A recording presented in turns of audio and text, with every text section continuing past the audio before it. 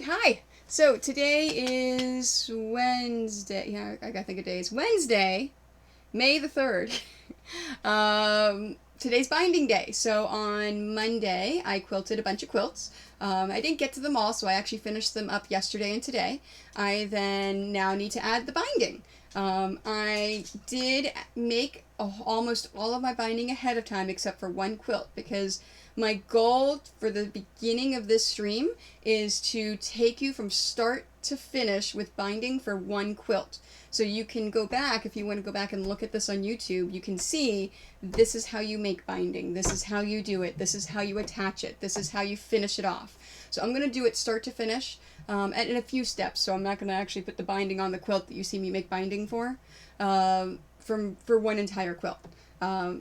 After I do that, then I'm going to go back and actually work on the rest of my quilts back here. I have, oh, I forgot to turn that off, sorry. I have 11 quilts that I need to put binding on. I have the 9 that you saw me pin and start to quilt on Monday. And I also have the t-shirt quilt. I actually got that quilted for one of them for the commissions. And the stained glass lint quilt for Nicole. So I have 11 that need binding. I'll work on those. And I'm going to work, I'm not going to finish it today, but I'm going to work all the way up until 7:30 because 7:30 tonight is Caps hockey. I am wearing the same shirt that I wore on Monday because they won. So, you know, you gotta keep with what, you know, the luck works, right? I even am probably going to go with my husband to his game tonight because the last time I went and I saw the game at his softball, they won that game. So I'm going to put 2 things on there. So, alright, let me get started. So, for binding. This is the binding for the t-shirt quilt. So, I'm going to show you step by step what to do.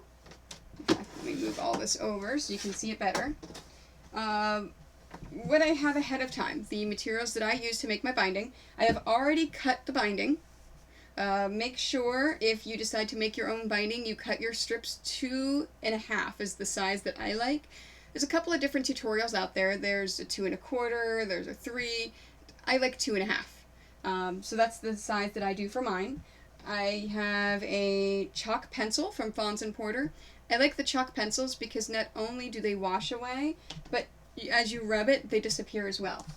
I like my little triangle ruler. It's easy for me to use because the triangle roller is not only small and compact, but it has a 1/4 inch seam right there along the edge.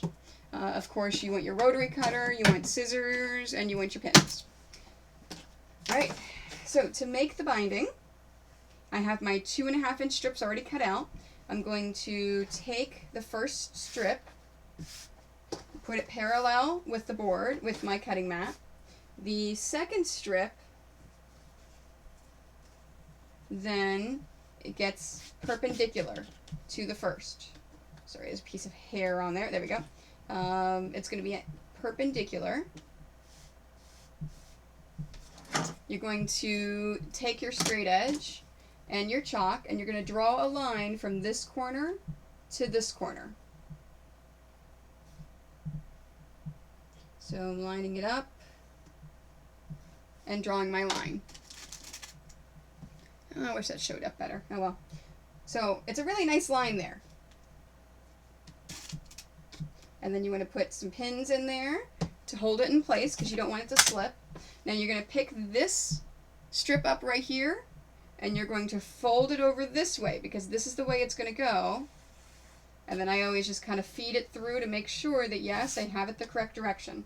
And then you want to do the same thing with your other strips. So take that strip, put it perpendicular, draw a line from one corner to the next corner, put your pins in to hold it in place, and repeat. Rinse and repeat. So we pick this up, we fold it over, and then I make sure it stays fold over as I feed it through.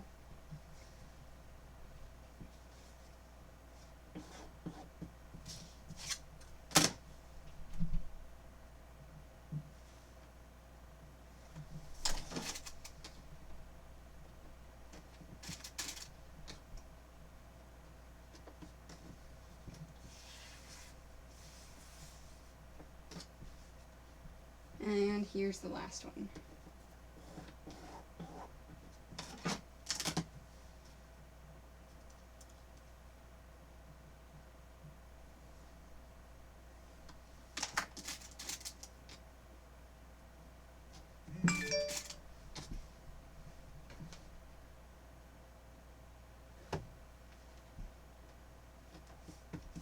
There we go. Alright, so I have all of my strips. I'll show you here. I have all of my strips lined up and pinned. So the next step on my... Let me mute this. There we go. On my machine, I have my J-foot. And I'm going to use my scrap piece of fabric in order to pull it for chaining. And all I'm going to do is I'm going to sew directly along the chalk line.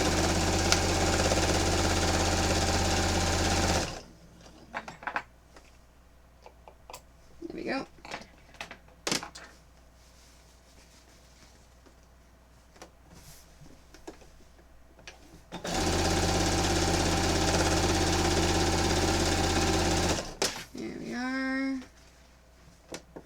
And I'm just doing it for every single one.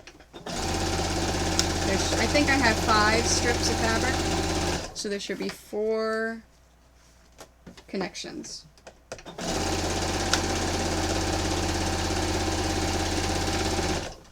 Okay, and then I'm going to take my scrap piece of fabric and put it in the end. Okay, so my binding is sewn.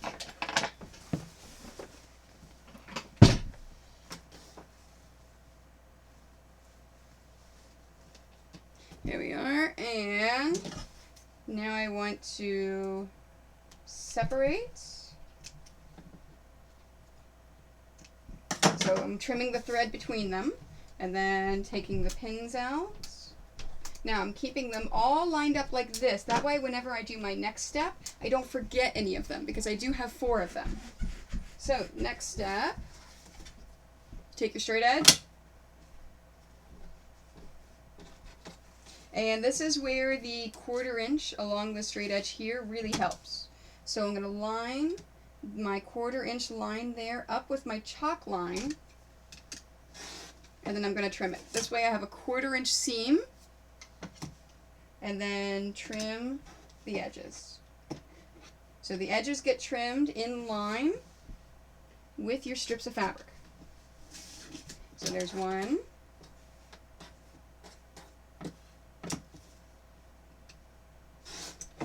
2,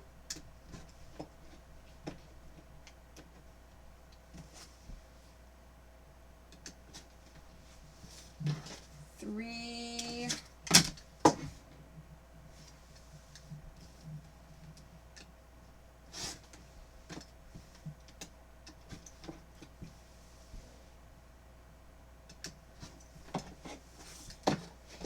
4.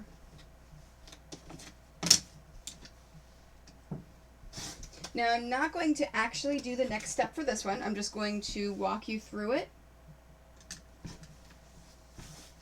Okay, let me throw all that away. Okay, now, once you have your binding, okay, you have your nice long stretch of binding, the first thing you want to do is iron the entire thing on the proper side. And you want to iron your seams.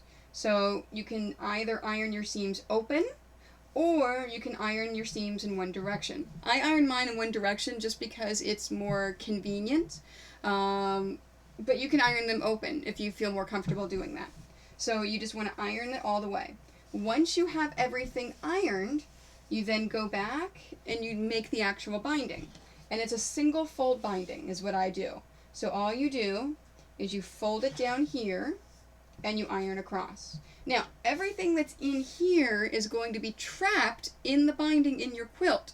So it's super, super important that you don't have any dust or dirt or hair or anything within this area. So what I normally do is I stretch it out on my ironing board and I use my lint roller. As you can see, I was using it earlier, and lint roll the entire thing, removing all the hair, the dust, and the dirt. and then fold it over and iron it down. And then I iron it to about here, which is where I use the lint roller. I move it, use the lint roller again, fold it down, and iron it down. So it's super important to you don't miss any of those steps. So once you have your entire binding finished, it looks like this. So I have my binding finished. It's all ironed, and I have rolled on the inside of it, so I know there's no dust, dirt, or hair in there. Okay? Next step. After you've made your binding, this is how you put it on. I'm now going to change my foot. If you have a 1/4-inch piecing foot, this is where you use it. If you do not have a 1/4-inch piecing foot, you should really look into getting one. They're amazing. Or you can just use the 1/4-inch guide that's on your machine. I find 1/4-inch piecing foot is amazing, and I always use that. Now, for my binding, I use the tuck and fold method. I don't sew it at the edges. I tuck it in. So there's a lot of different tutorials out there for binding.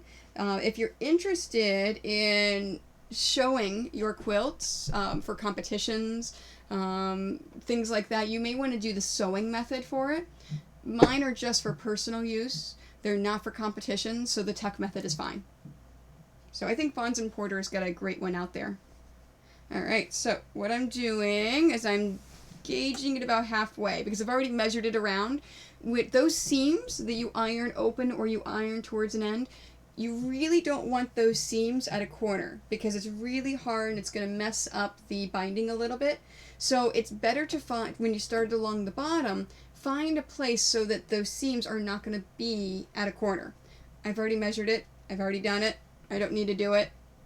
So this is how I do my folds. First thing I do is anchor. So I open this up here. You can't really see it on camera. Let me see if I can turn it and show you. Yeah, so what I'm doing is I'm opening my binding up so that I'm going to sew along here on the bottom of the fabric.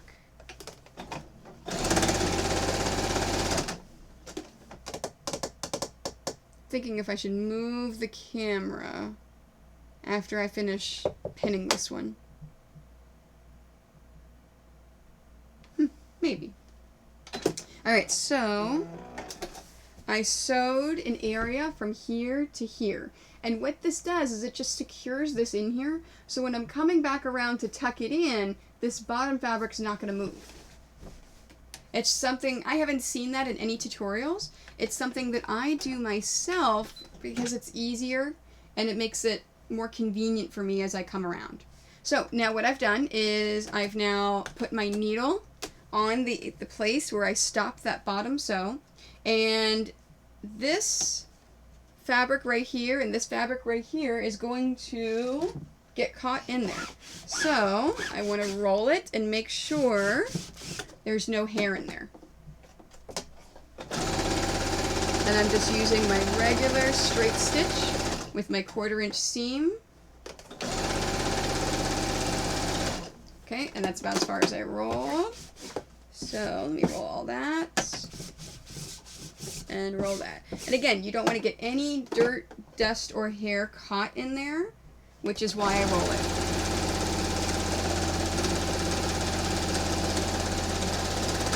Okay, and I actually stopped right here and I did a couple extra stitches right there. You can use the back stitch on your machine, or you can just do what I do and wear down the feed dogs by holding it in place yourself. Oh, and then cut it. Oh, and it looks like by holding it there, I broke my thread. So, I do that a lot. There we go. So, once you are here, and I'm actually going to show this to you closer up on this camera, just so you can see. What you want to do, sorry, I went too far, is it's now sewn all the way down through here. So what you want to do is now take this binding here, move away from your corner. Make sure that you've pressed this, you finger press it. It's at a 45-degree angle. So, and then once you've pressed that at a 45-degree angle, you want to hold it and move it towards where you're going to sew. So you're moving it away from where you're going to sew, press the 45-degree angle, move it towards where you're going to sew. So that now you have that corner right there.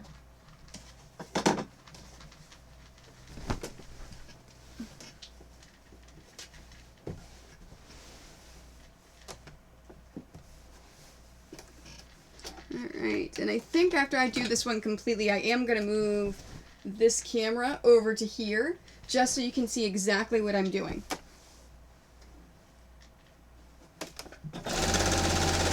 And I started sewing about a 1/2 inch from the end of the quilt.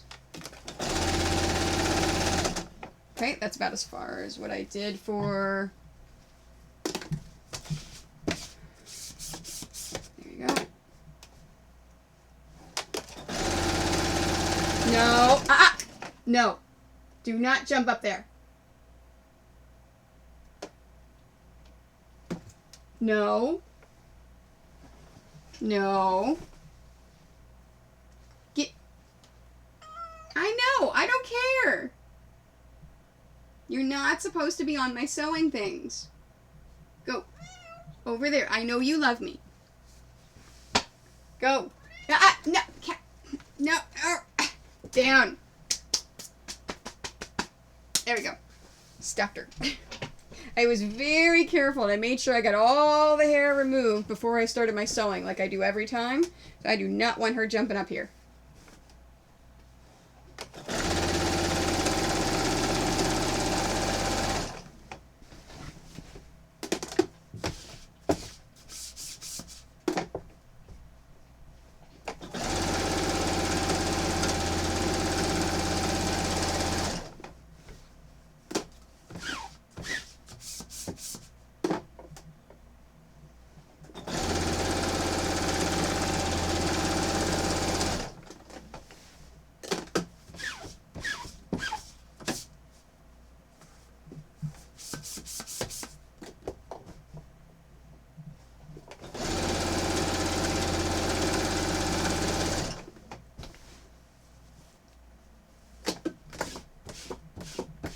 You can tell whenever the roller needs to be changed. It's gonna be, not now, but it's gonna be soon.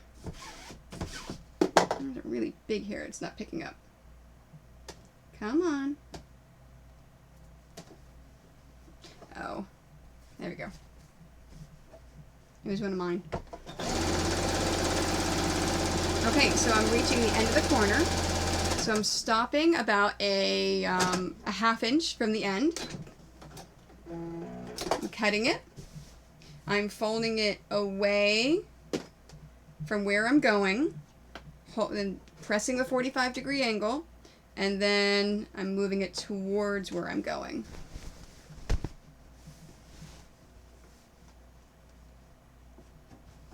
And then I'm going to start sewing about a 1/2 inch from the end.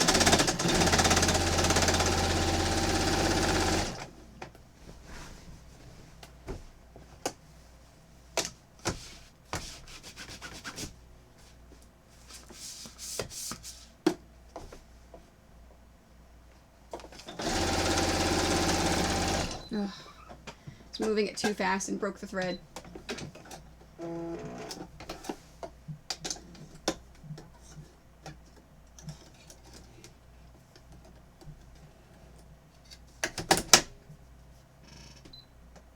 I think my tension isn't high enough on the top.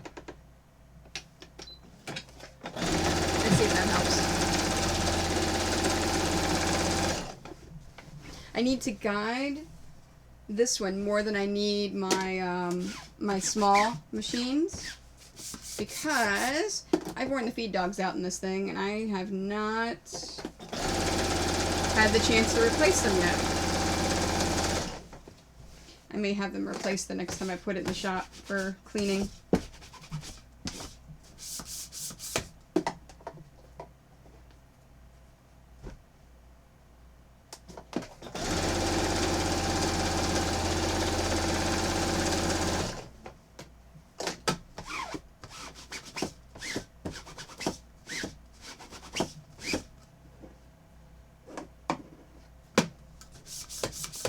It's time to be replaced.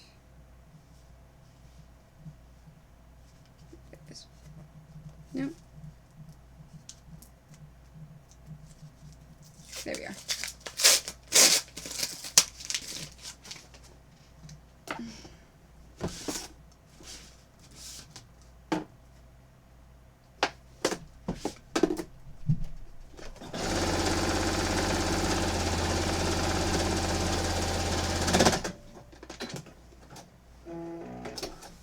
You know what, I'm just going to, I keep forgetting I have an automatic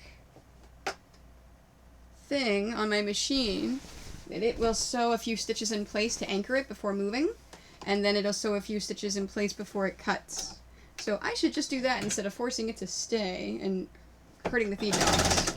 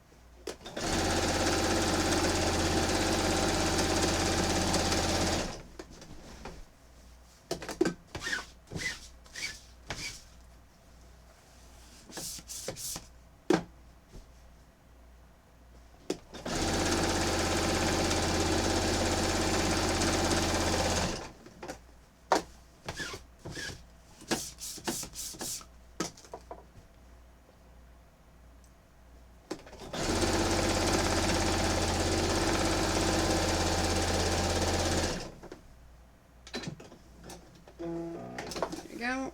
And last corner, I'm moving it away, 45-degree press, moving it towards.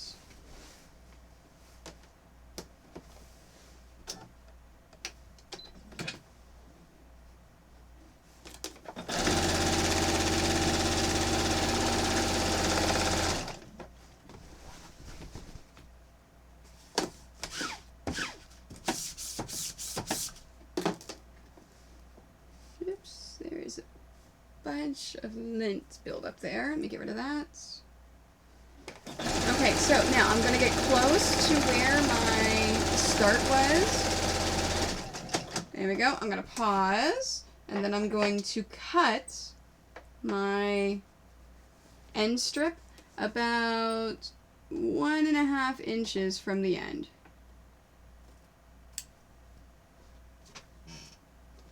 Okay, I'm going to trim the threads. Great.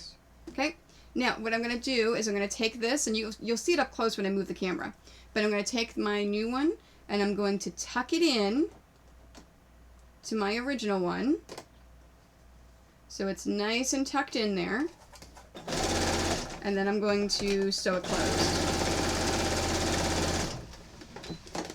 There we go.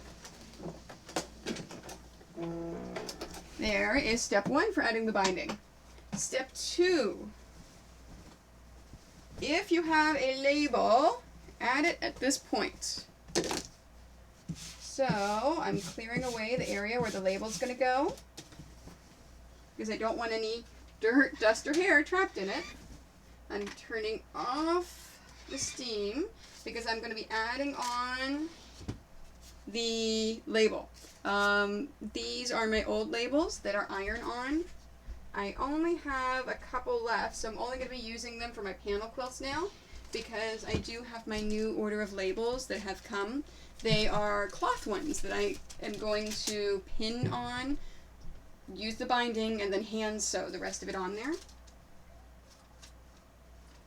The iron-on ones are nice, but I don't think they stay as nicely as I would like them to. The hand-stitched ones I think are going to be much better.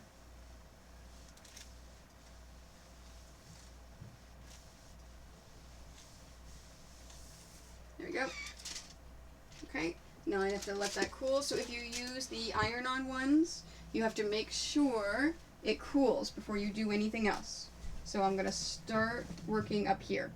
So first thing you do whenever you are getting ready to fold the binding over is, again, remove all the dirt, dust, and hair from both sides. So I've got it from this side, and now I need to get it from the actual binding, because this part of the binding is going to be on the inside. Okay? Great. I always start from the corner. I pop the corner out just to make it easier. I'm not going to actually be doing anything with that corner though, but it's going to be easier whenever I come back around. And what you want to do is you want to tug it. Don't yank it or pull it, but just give it a gentle tug and then fold it over. Now, there's a couple of different ways that you can attach it at this point. I actually have some Wonder Clips on order, so I will let you know how those Wonder Clips are when I get them, probably in about a month or two, because they're on back order. For now, I use pins.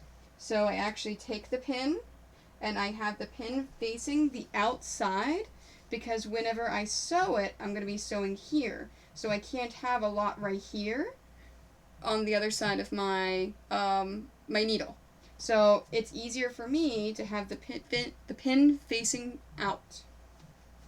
And that's what you're doing for the entire thing. You're just folding the fabric over, giving it a gentle tug, and pinning it in place using the Wonder Clips. There's some people that use bias tape. You can add, there's actually a double-sided tape, almost like an applique paper, that you can put along the length and iron it to have it stay in place. If you do that, make sure you do sew it as well. It'll just give it the extra little secureness.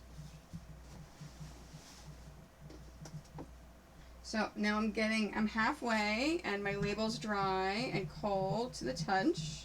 So I'm going to pop my corner out.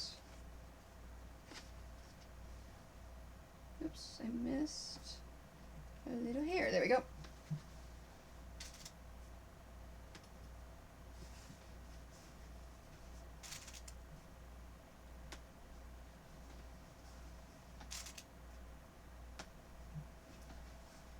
And you just do the same thing all the way down.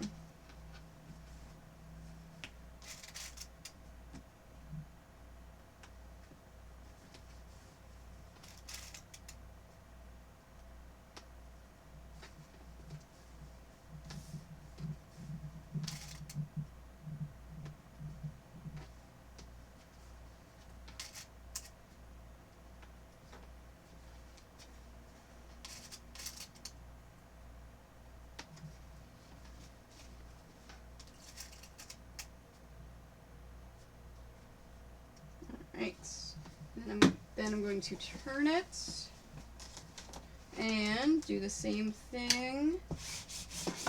You roll it.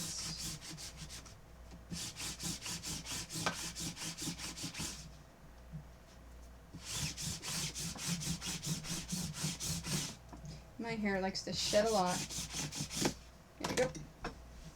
Okay, now here's how you do the corner. So the corner, we've popped it out as much as we can with our finger. What you want to do is make sure you tug a little bit on the end, so this is out. You actually want to take this and lay it down flat, so this part right here is at a 45-degree angle. So hold that and then lift it up so that your corner looks like it is mitered. And pin it in place.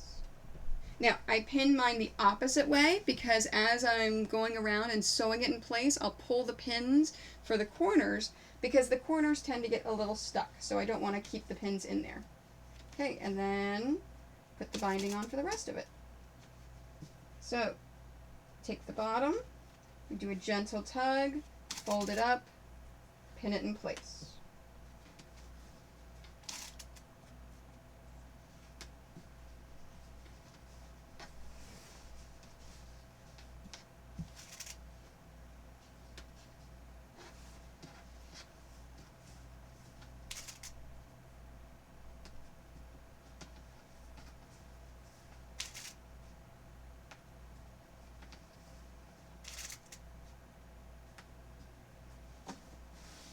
Now I'm almost to the middle where I did my tuck for the start and the ending. So I'm going to work all the way up until I can feel that other piece of fabric that's inside of here. So there's about that much fabric in there. So I'm going to actually pick this up and fold it over, and I'm going to pin it right at the center. So right at that seam right there. And then I'm going to pin just on the other side of it so it stays. So I have 3 pins that are close to each other, and it's to hold it in place.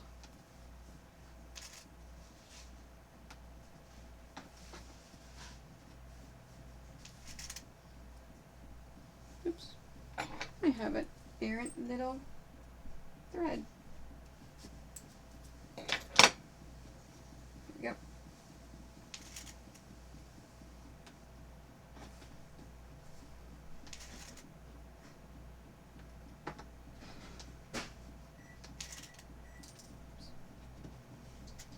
Oh, and there I am dropping pins. Oh, I don't know where that one went. I'll pick it up in a bit.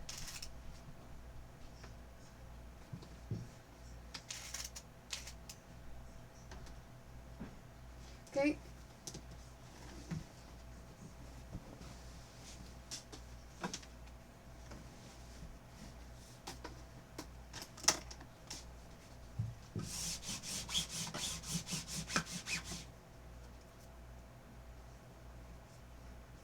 I am very, very particular to remove all dust, dirt, and hair. And you hear me say that over and over because my quilts are for sale. So if someone buys my quilt, I don't know who it's going to go to. I don't know if they have allergies to dust. I don't know if they have allergies to animals or an allergy to me.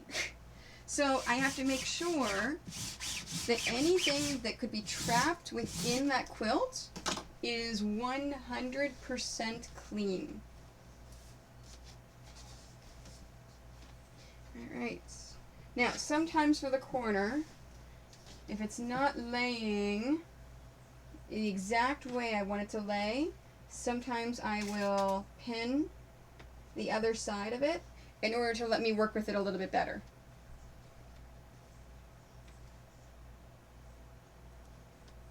There we go.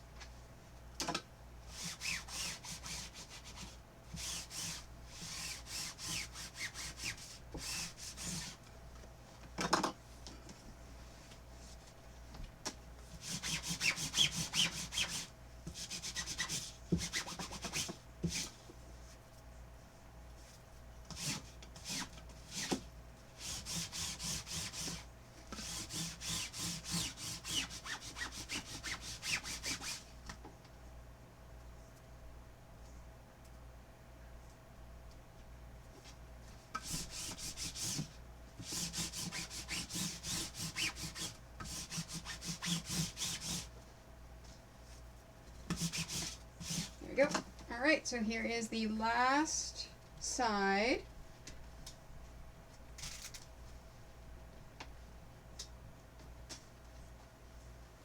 Okay, pop the corner out, fold it down, and fold it back.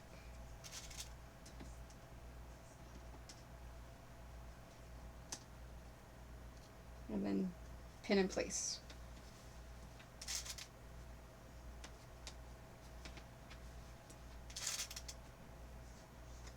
I always find it's easier to do the corners from this angle.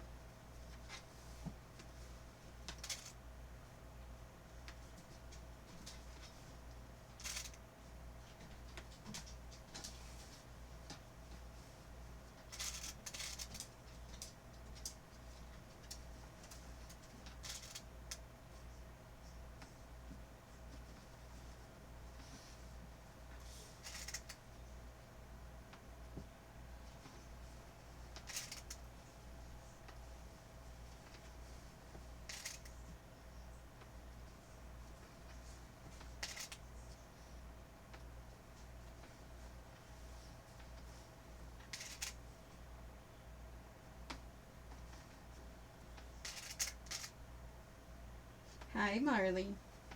Are you a good boy? You are. Yeah. Alright, and then I just need to do one more corner.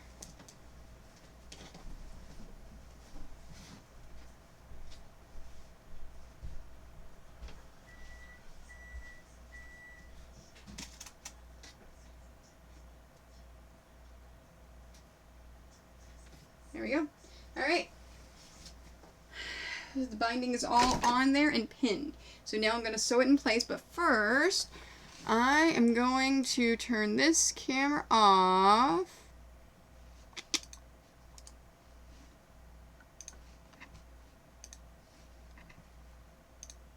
And move the camera.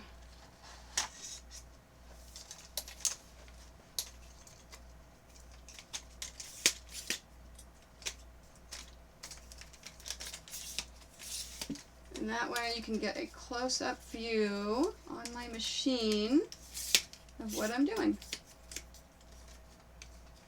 There we go.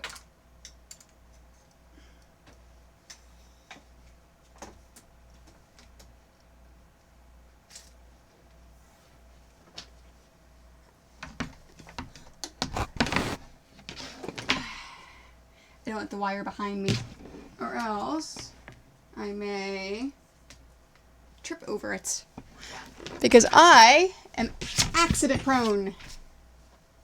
It's happened, can you tell?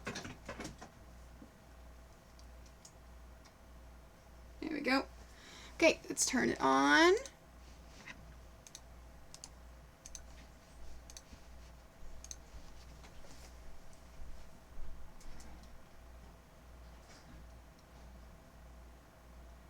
There we go. So now you can see it, whoops. And of course I hit it with, there we go. Let me move the pedal over so I don't kick that again. Alright, so now you can see exactly what I'm doing here. Okay, so I still have my 1/4" presser foot in there.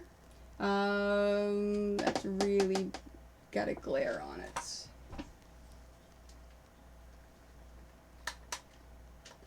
No, that doesn't make a difference. What about that one? Yeah, that one's better. Okay. That's less of a glare. I wonder...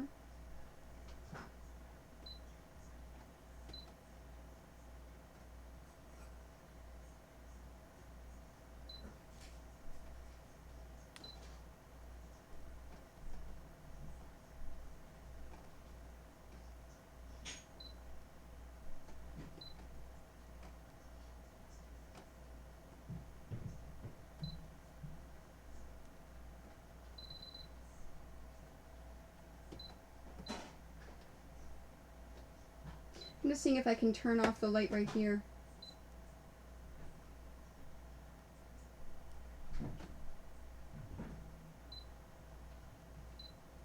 Aha!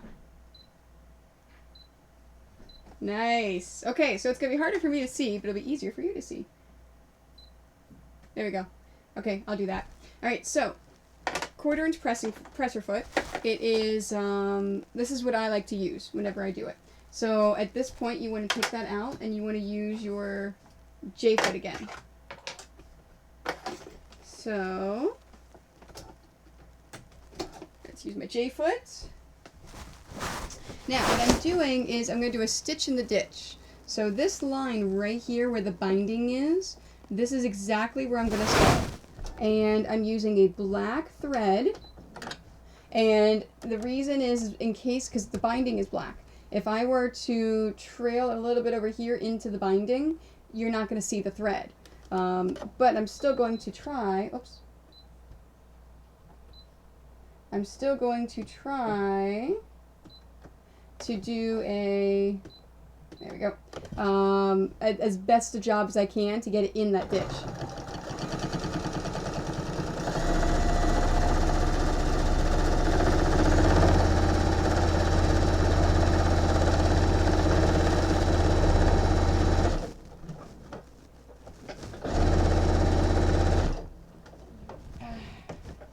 It's funny because I never wear long sleeves, and I really should wear long sleeves whenever I'm doing binding, because all of these little pins are sticking me everywhere. And I'm realizing, as I'm wearing long sleeves today, I'm not getting stuck with pins.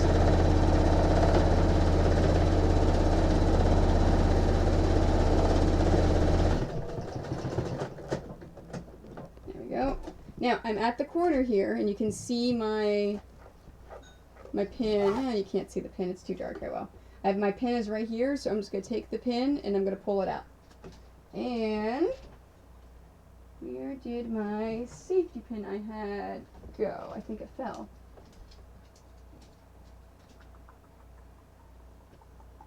Safety pin. Oh, there it is. It did fall. So I have a safety pin because at this corner here, it's hard to actually figure out to get it going. One of the reasons why you chain whenever you're quilting is to have something to pull it through in case it gets caught on something.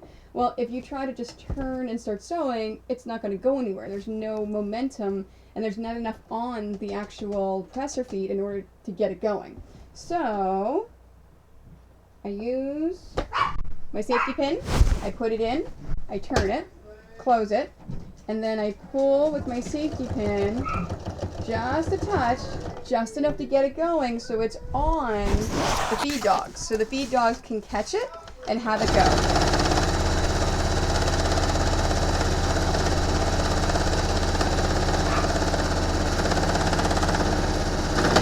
Whoops. I should be going slow. It hit the area. Streaming! So it hit the area here where you've got 4 times the fabric. And that's why my thread broke. So let's rethread it. And I'm going to start a little ways back. Just go slow. Yeah, when you have those extra air... Oh. It didn't just break. I'm out of bobbin thread.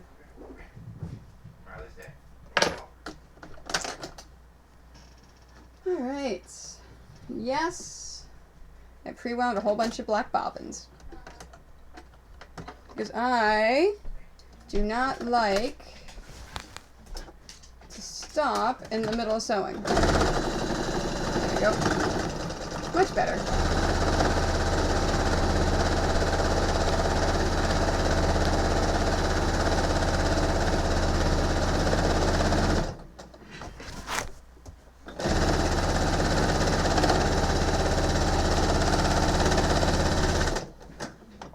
Now, this is getting caught right here, so I'm actually going to pick it up and put it down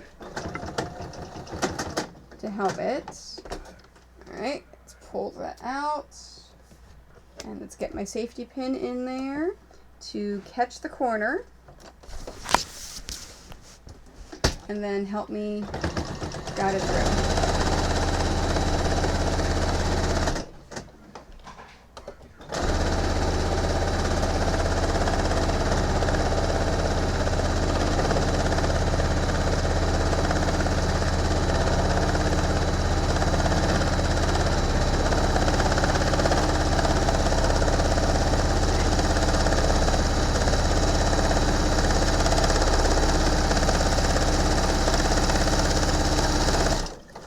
Now as I'm getting towards the corner, I slow down because it's a whole bunch of fabric and I don't want to break my thread. Oops. Come on, pin. There we go. Pin is getting caught. There we go. Alright, so I've got my pin. So I'm going to take my safety pin, put it in,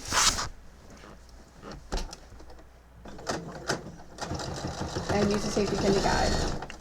Now, I'm getting close to where I started. So I started right here. So I'm going to look and find all that extra fabric. I'm sorry, all the extra thread at the beginning.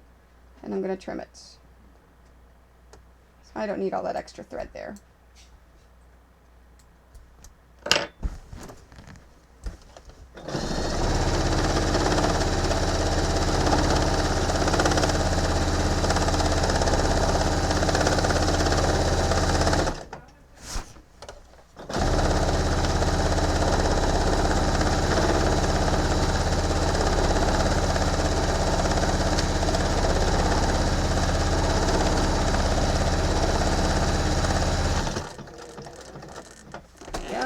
And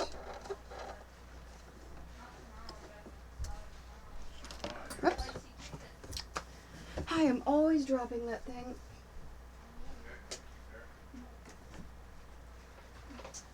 And I've dropped it under something. Alright, let me grab another one.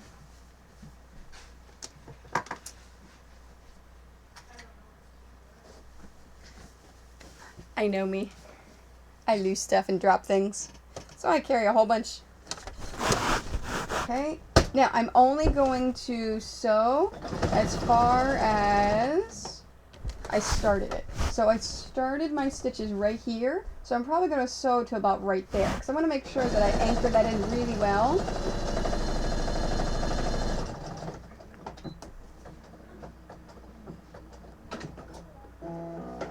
There we are. And I want to trim those threads.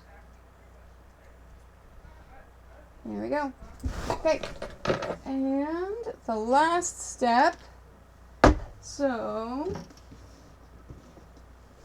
last step, oh hi Erin Bansgram, how are you? Is to remove all the pins. So I've got the binding on there. Now I'm just going to take all those pins out. And once the pins are out, you have a finished binding. Now, of course, if you use Wonder Clips or something else at this point, same thing. At this point, take the Wonder Clips off. If you've used the binding tape, the actual tape that you can iron on there, nothing else to do after you sew it. Now for the rest of the evening that I am streaming, I'm just going to keep on adding binding on, and I'm going to keep the camera at this location so it's easier to see as I do my corners. And then we have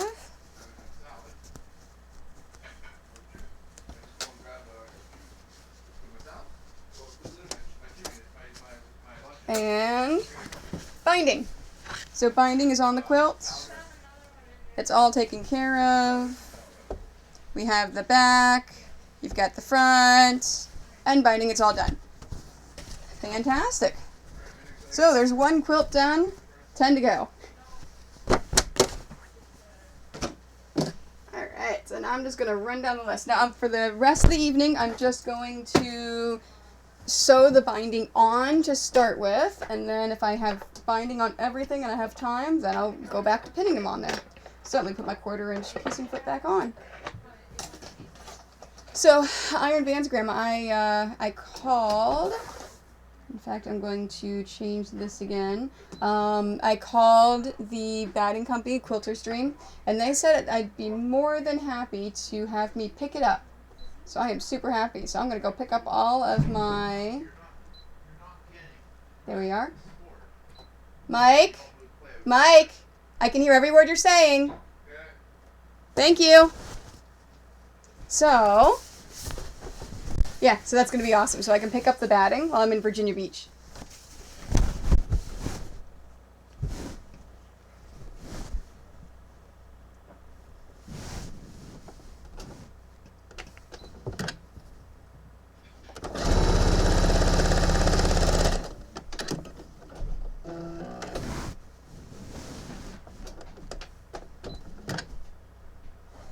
And what time is it? 6 o'clock. Okay.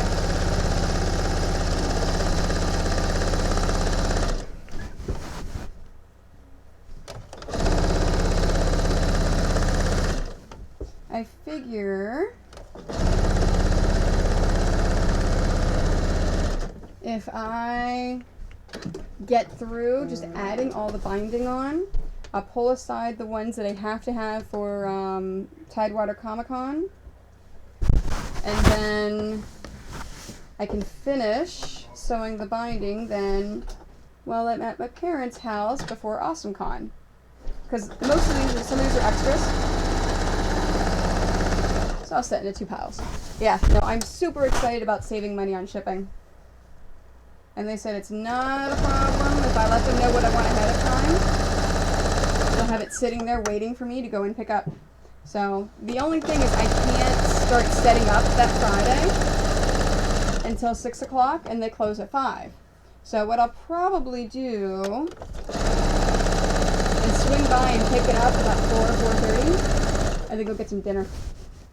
And then go get in line for setup. Because setup on Friday night's only 6 to 10, and my monstrosity takes me about 3 hours to set up.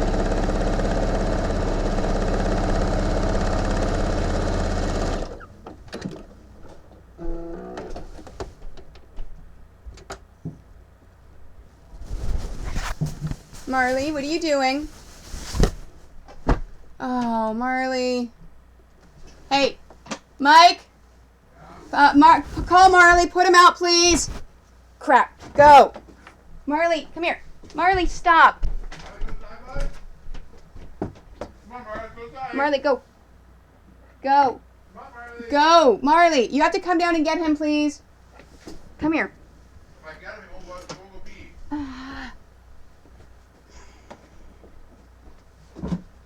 What's he doing? He pooped all over the place. Right in the middle of my screen. Here, take him. Put him outside. He looked right at me the whole time he was doing it, too. Oh, Mike. Yeah? I'll be right back, Twitch. He pooped all over himself. Look. Okay.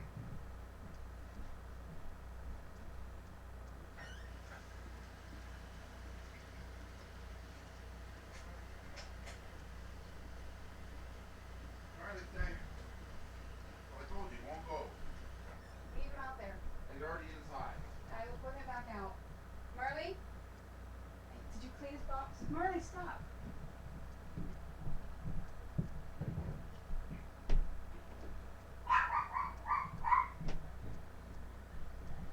Mike, I need help.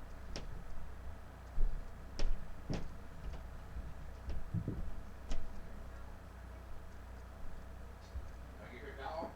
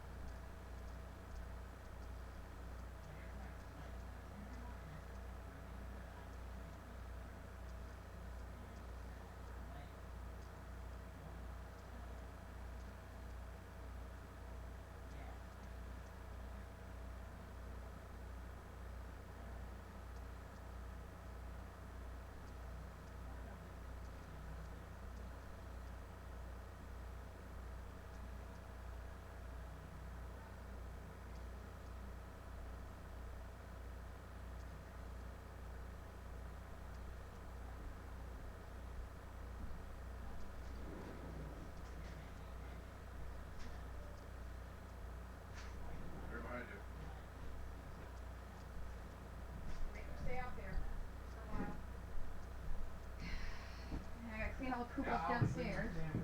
Oh, I gotta clean the poop up downstairs. No, he didn't. Yes, he did. Are you kidding? He didn't eat the whole sandwich. Oh, adventures in owning dogs. Oh.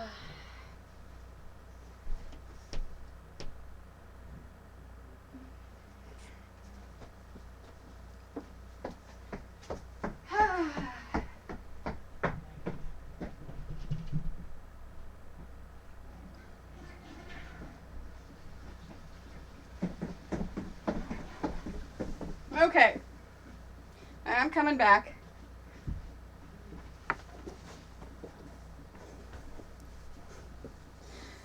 Hi. So, that was an adventure. Marley, who is our one rescue dog,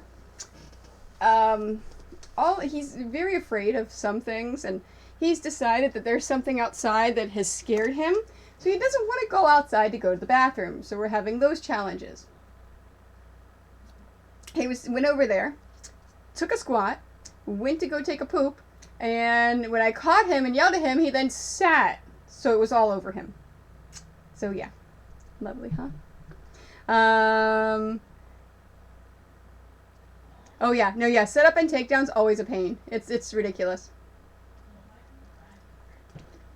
Yeah, setup and I call it, if you've seen pictures on my Facebook of my setup for conventions, I call it my monstrosity, because it is a huge wall of just metal to hold all of the pillows and quilts and everything, and it's my monstrosity.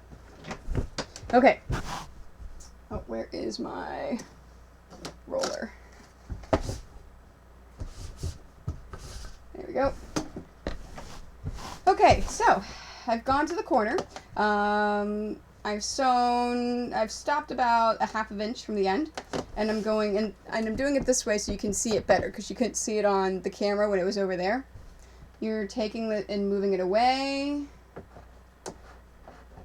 Hand press it to a 45-degree angle, and then move it towards where you're going to sew.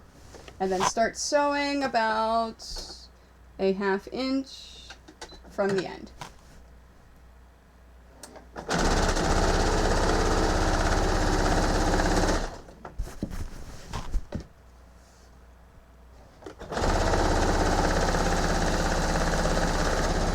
I was going too fast. Oh, you know what? Did I redo? Nope, I didn't redo my tension. That's why.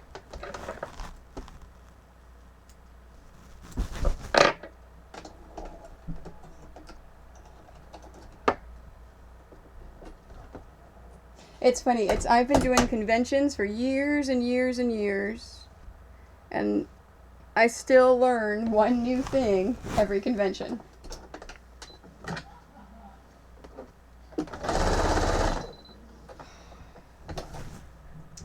Help if it actually threaded. There we go.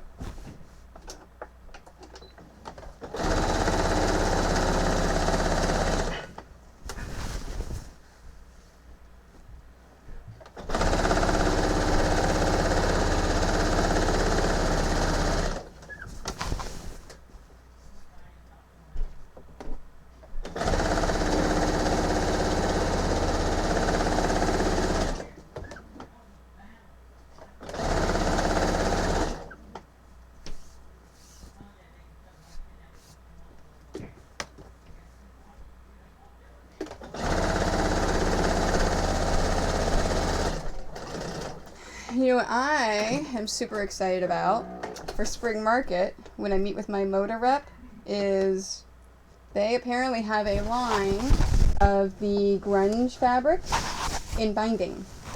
So you can actually get all of their grunge fabrics already in binding, ready to be put on the quilts.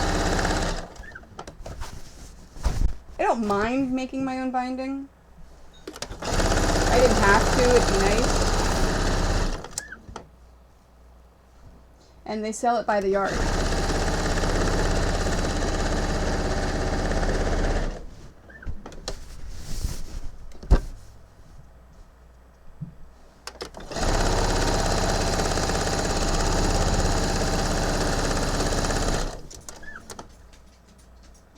Hi, Soleil.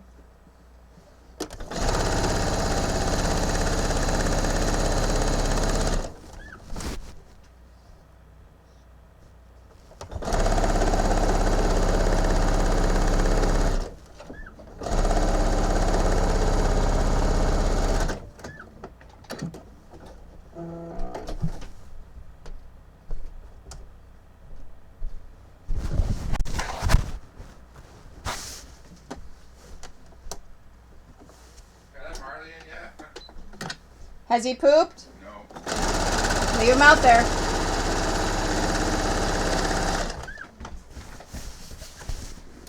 Because I'm afraid as soon as he comes in, he's going to go to the bathroom again. You gotta stop buying dogs that poop. I have to stop buying dogs that poop? Is that what you said? Yep.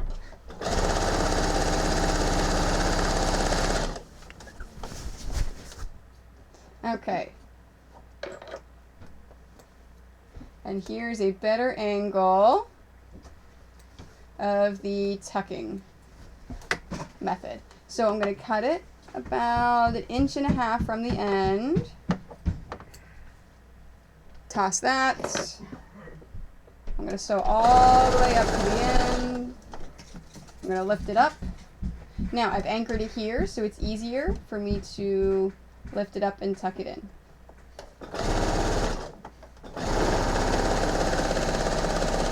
That's it.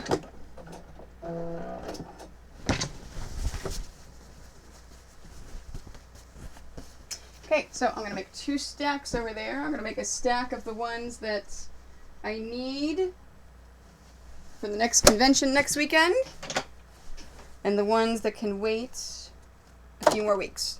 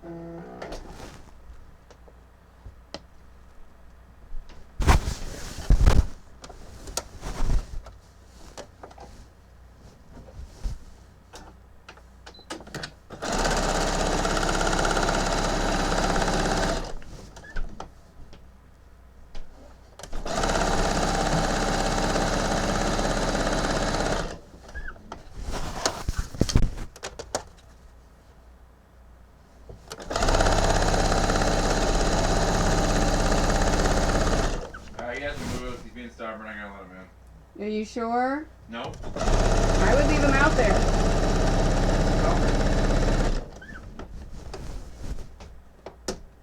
Okay, I need to change.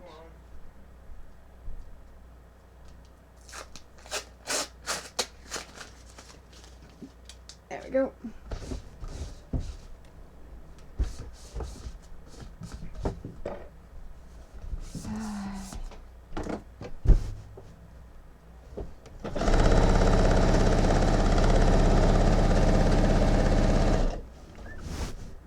I know. Don't make it blue.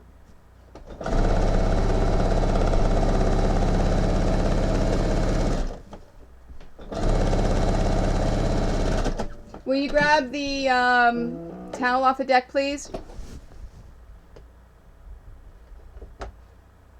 Oops. There's some hair there. Let me get rid of it.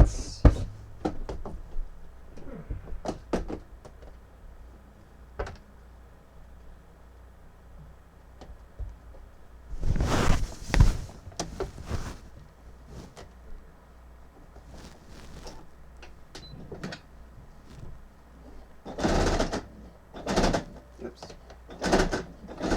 Yeah, see, this is what happens. I started too close to the edge. So that's one of the reasons why you don't want to start so close to the edge. Why you want to have at least a 1/2 inch.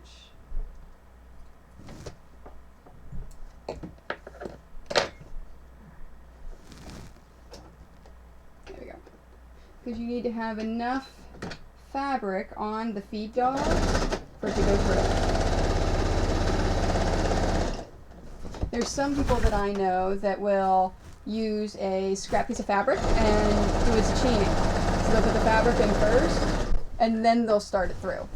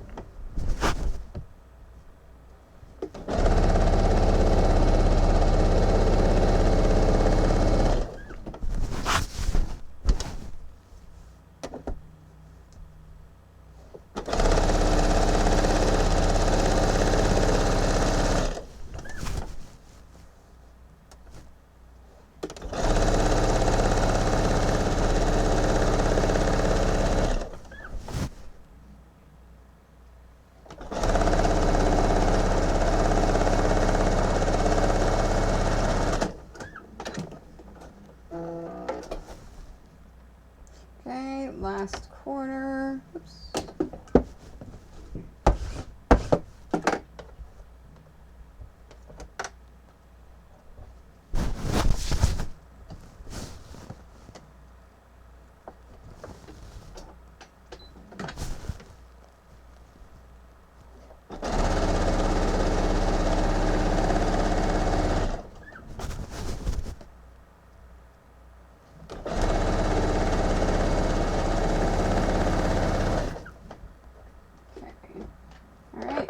I'm going to trim it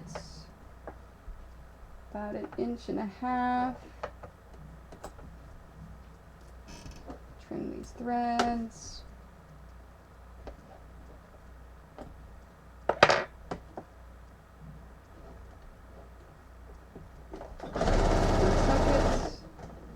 And then, there you go. Hi, Marley. Guess who's back downstairs? All right, now this one is a second, so I don't have to have that done by the next convention. Oops, come here.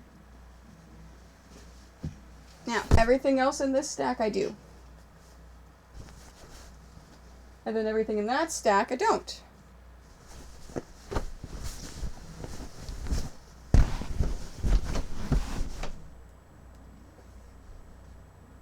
I do at least want to get all of the binding added today.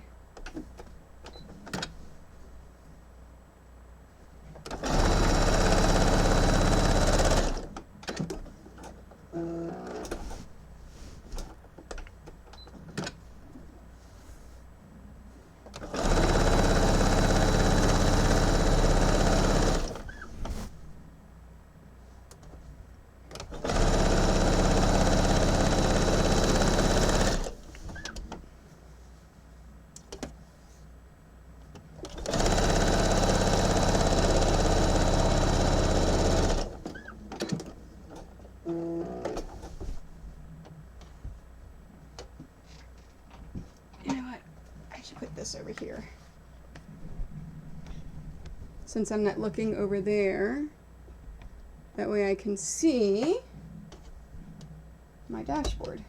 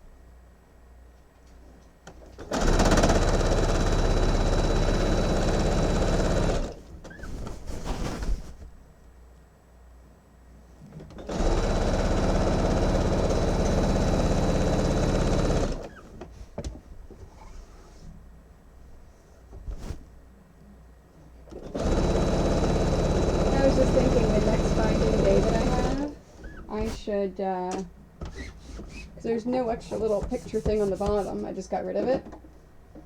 Because I'm binding a whole bunch of different things. I should just do like a slideshow of convention pictures of all of the booth setups that I've got, any quilts that I've made. Probably not going to have another quilt and binding day until at least July. This is all prep because I have 4 back-to-back events. I'm going to be busy.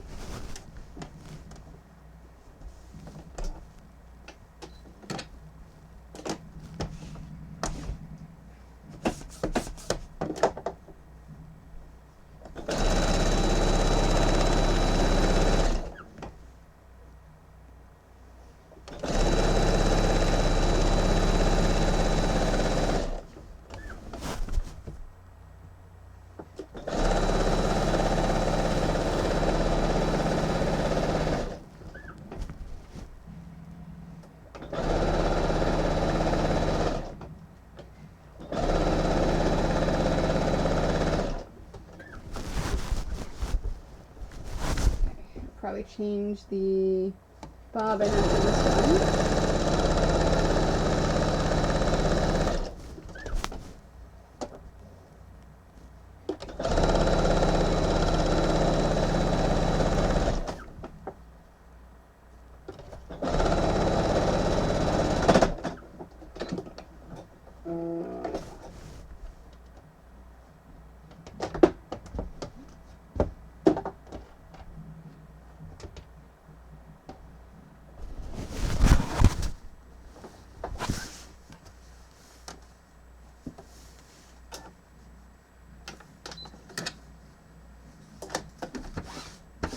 Oh, so tomorrow, it does look like it's going to rain and rain, meaning my husband probably is not going to have softball.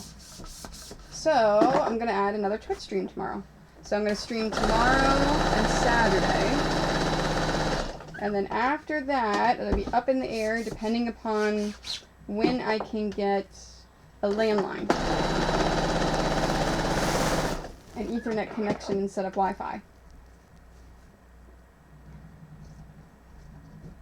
So tomorrow and Saturday, I'm going to be working on the t-shirt quilt commissions.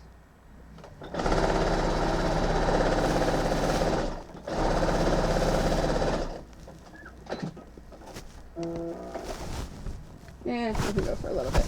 At least when the bobbin runs out, while I'm adding on binding, it's not a big deal. It's whenever you're doing the last bit of securing that it makes a difference.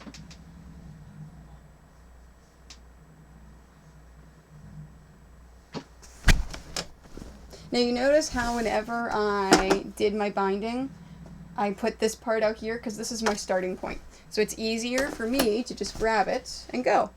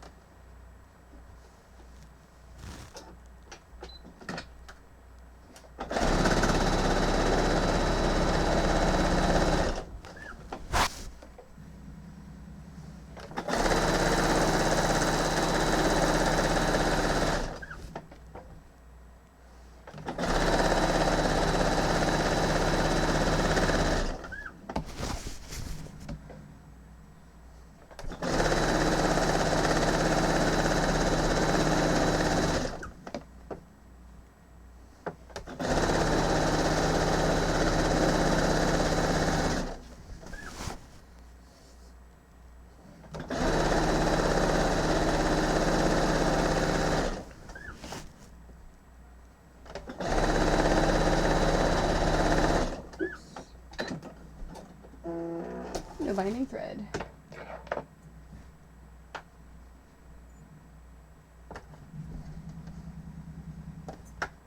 There it is. Alright. Now the trick is to go around the camera to get the new bobbin thread.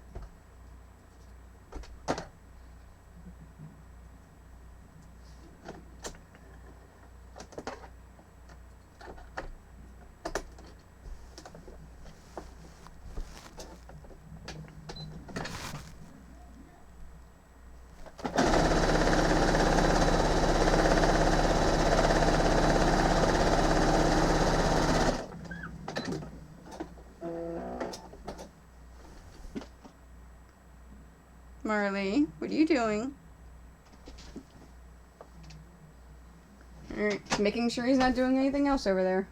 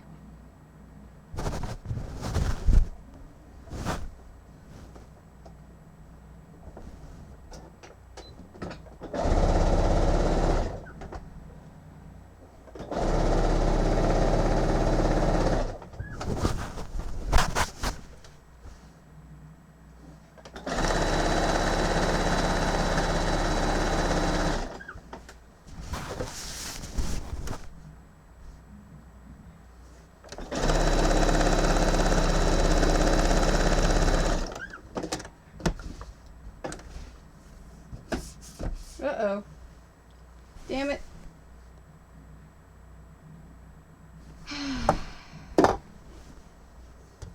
That's what I thought. I didn't think that was enough binding. Alright, so I need to add more binding to this one. So, we pull the binding off the last one, the extra, and I'm going to set that over there and sew that when I do that one. And then just keep on moving on.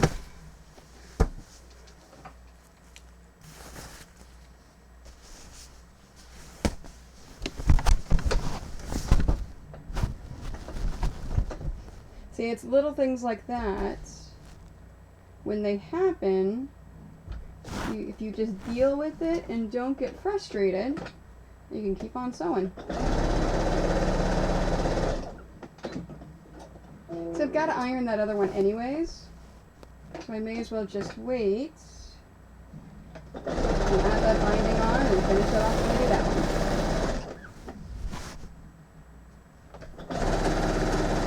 For me, because of the quantity of quilts I do, it's just easier to keep on going for efficiency.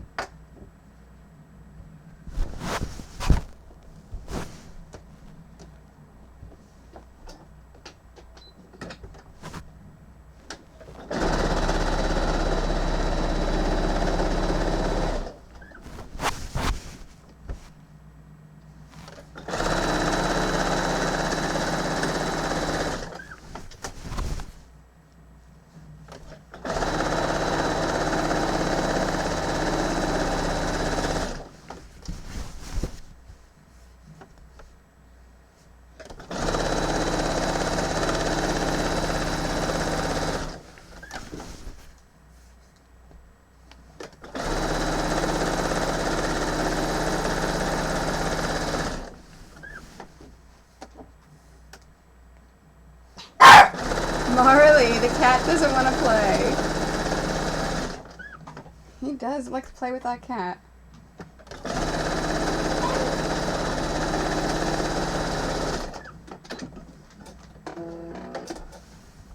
Marley, honey, you can't get up there to reach the cat. I'm sorry.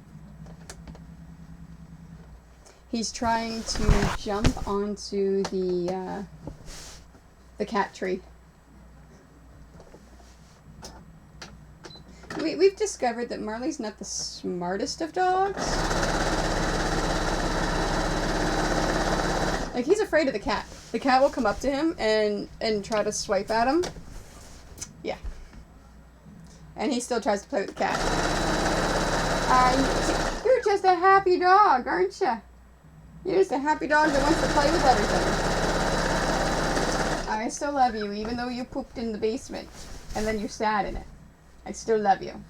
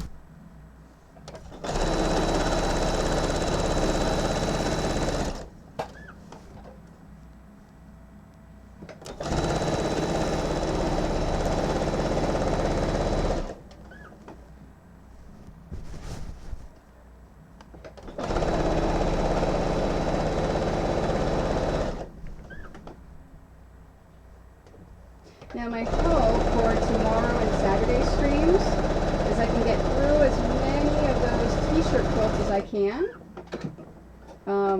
for assembling them, because I would like to do a stream while I'm at my parents' house in Maryland on how to pin quilts, on the method that I use.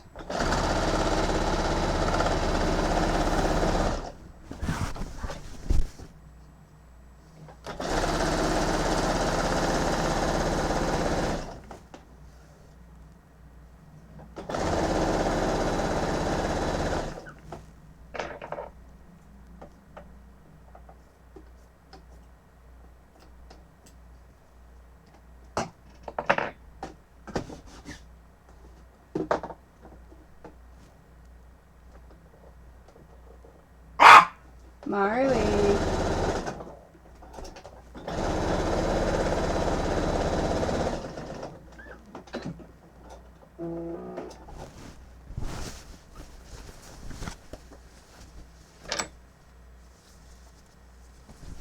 Here we go.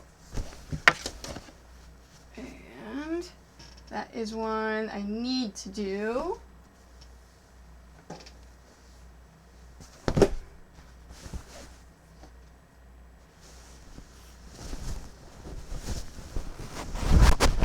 Now, after I finished quilting everything on Monday, I said you had to trim the edges. So whenever you trim the edges, you have to make sure that you're squaring the quilt up right. Because there's no fixing it at this point.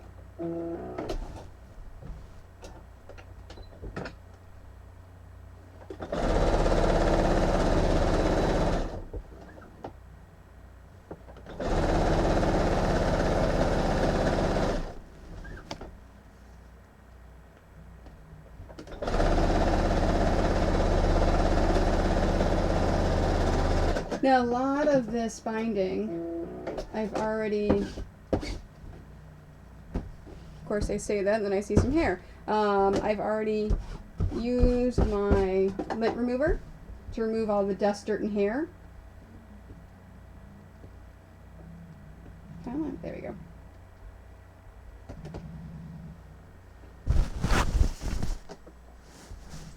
And that's why you don't see me. That's why you, Marley.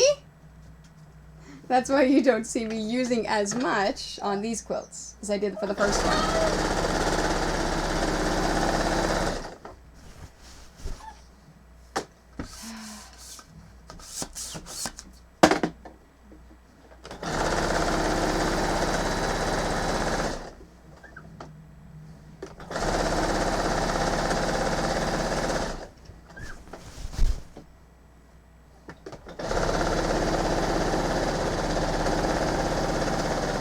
Of course, this binding is the Moda Marble Black, so somehow it seems to attract hair more than the other colors.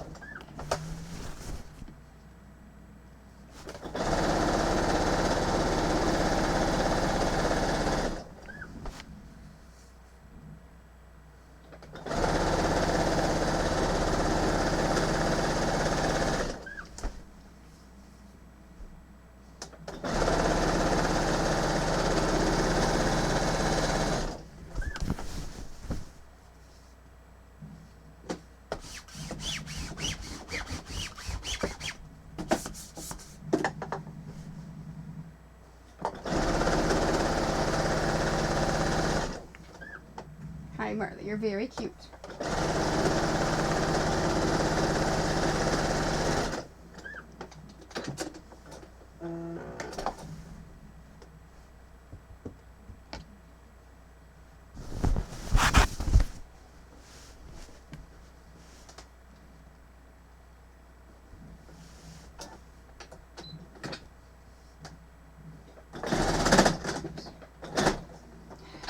Too close to the edge. And I broke the thread.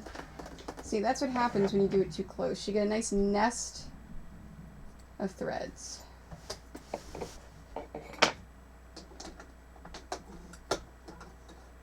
Yeah, still good for binding, for the bobbin thread.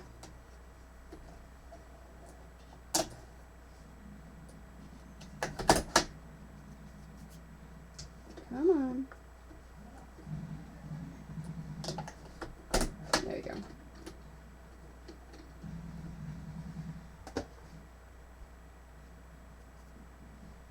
Now, let's start it a little bit farther. There we go.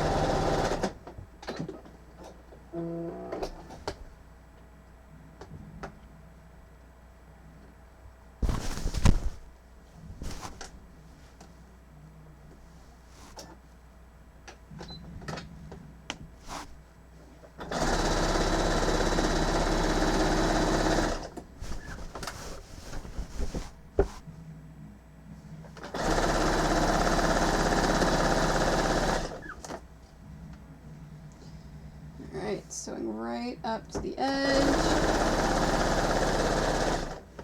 My thumb, I actually use this as a separator, so my thumb is touching the other bottom. So then cut, tuck,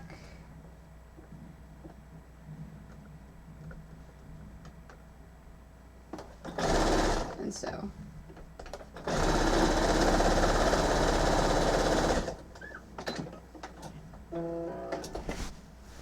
Go. Okay, and that is the last of the ones that I have to get done before the next convention. The rest of these that I am, whoop, that's a nice catch. I do not want this to hit the ground and get hair on it after I've already cleared it off. So the next set, these 1, 2, 3, just need to get done for AwesomeCon. Oh, look at that. I've got a pin I forgot.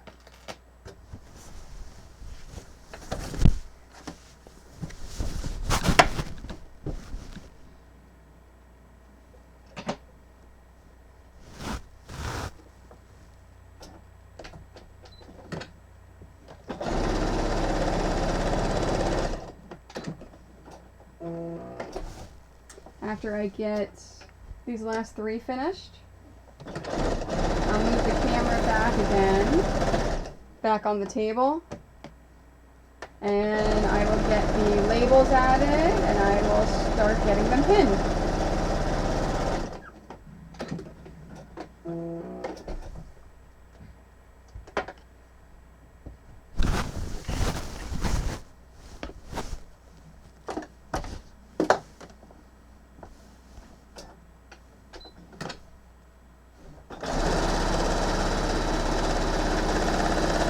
Yeah, of course I'm going to do all the ones that I have to get done by the next convention first. I didn't want to have to bring binding with me, separate from the quilts, down to my parents' house. So, that's why I'm just adding it on now, for all of the extras. And then while I'm at their house for the time between Tidewater and AwesomeCon, I can finish them up.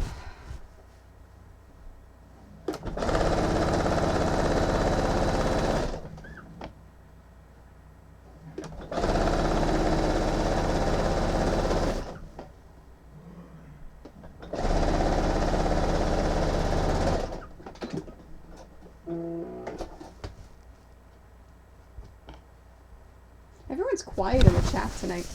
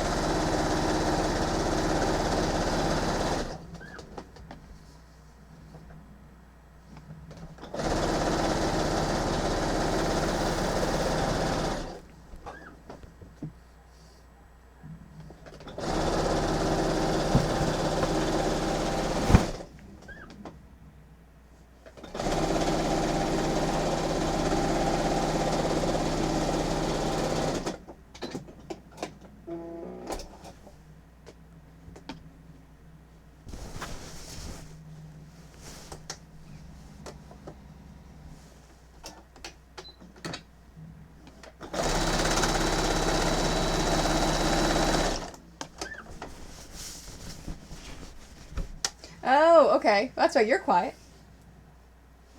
I'm going to miss my guild meeting. It is next Thursday.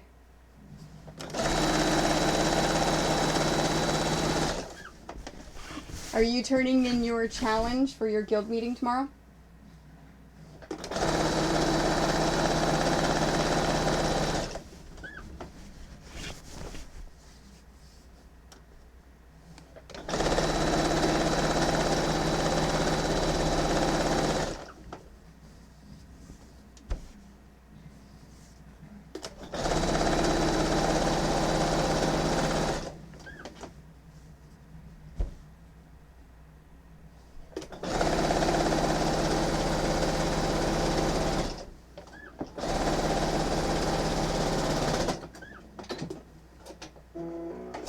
good luck.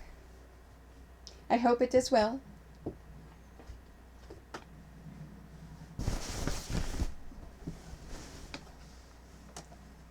I need to... So I'm on the program committee for my guild.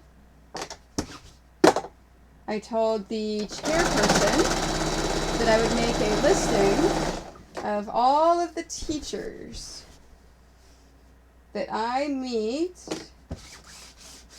at Spring Market or that I find online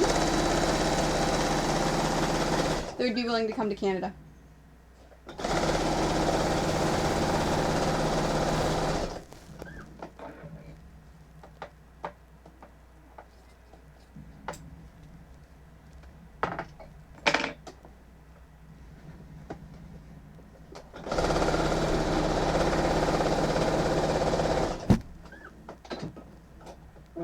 No, I need to find... You know what? I don't know if I follow you. What is your Instagram? I'm going to follow you right now.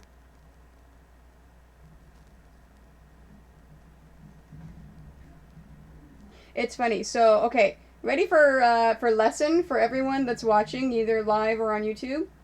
Whenever you start a business, you need to... Whenever you name that business... You need to get all of the social medias for that business, whether you plan on using them or not.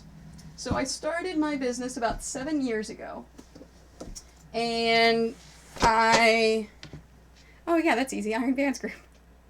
I started my business about 7 years ago as Quiltoni, and Iron Bands Graham. There you are. Teamy. Okay, so follow. Great. Okay, I'm following you now. All right, so... Oh, wow. Because I know you said you were going to do it with an ombre. That is so cool. I wish you could share, you know, like you can on Facebook. Share photos. That is amazing. Nice job.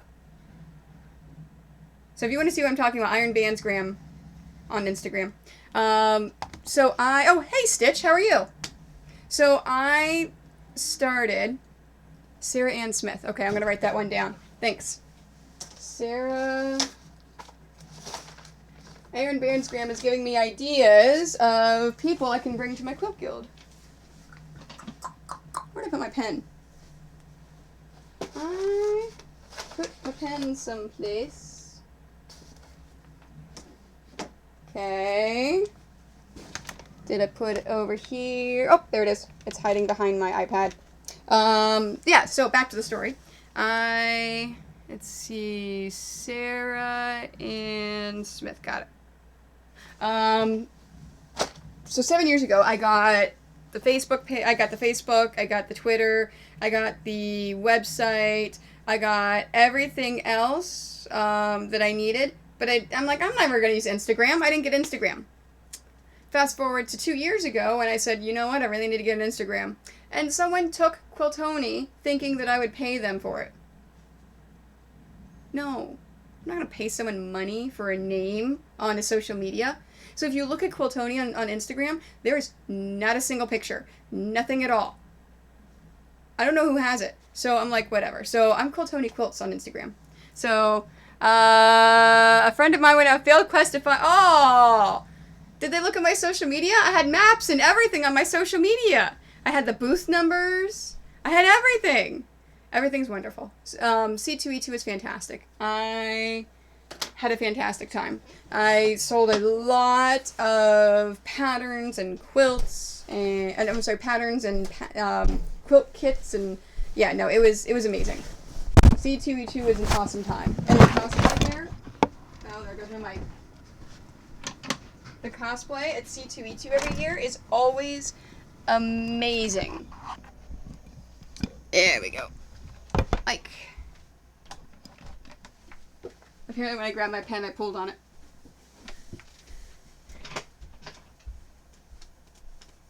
Oh. See, and you can't really just look for quilts. Because, I mean, you can, but it's even though they're hanging all around. If you look at my social media for the pictures of that day, they're hanging all over, but you kind of have to look up in order to see things. I guess you can see the table too, but we were in a really, really visible spot, but we were on the other half. So if you only look at the one side, you're not going to see us. You got to go on the other side of where all the food center thing is. So I actually had one person come and find us who said, "I've been looking for you, and I didn't realize there's a whole nother side to this thing." It's like, yeah. That's one of the reasons I post maps and booth numbers and everything. We even, at big conventions, I give out a little bracelet that has our booth number on it so people can find us again.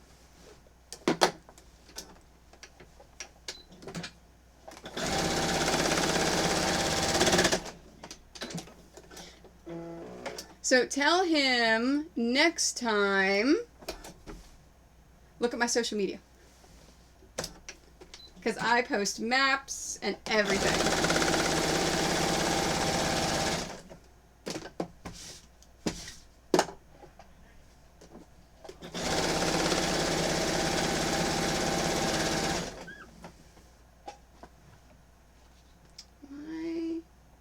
Apparently, my iPad keeps depressing the 9 key in the chat.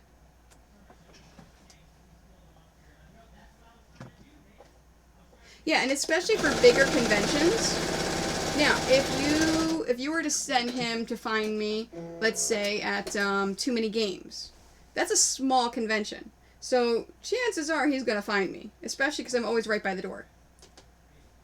It's for the bigger conventions, it's really hard to find people unless you know where they are. The nice thing about C2E2 New York Comic Con is I am in the same exact place every single year. So, if someone saw me last year and they want to go and find me again the following year, they know exactly where to look. Dang it, and I broke the thread.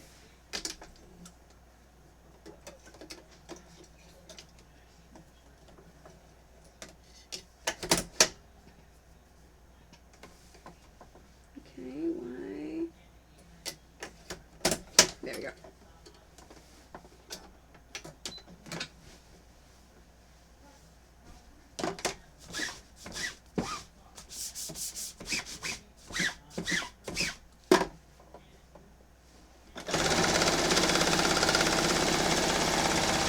See, and at conventions, I also share space with other members of my Craft Hacker Studios most of the time.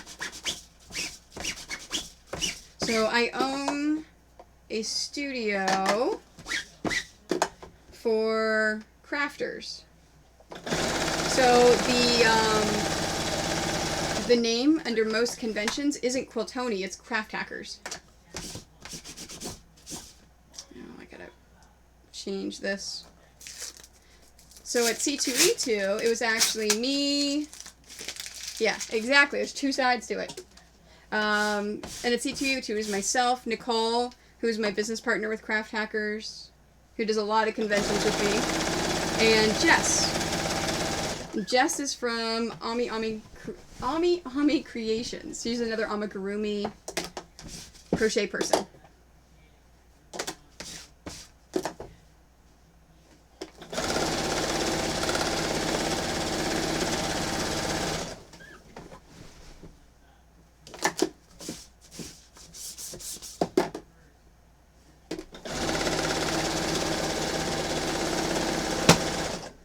Yeah, and a lot of times, too, if you have a purpose of something in mind, sometimes you won't see everything else. I know I found out Sunday night, a bunch of my friends were there at different artist tables and vendor tables, and I'm like, yeah, I didn't see them because I only ever walked around Sunday morning, and I had a purpose in mind. I knew the people that I knew were going to be there. I set out to see them and made sure that I found them.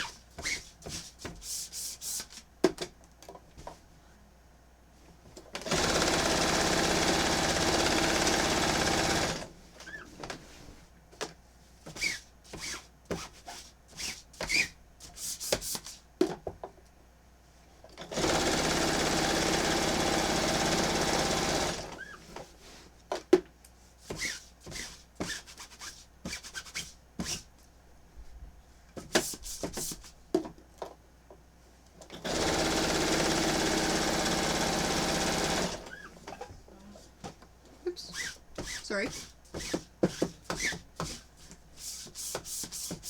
So anything going on with you, Stitch?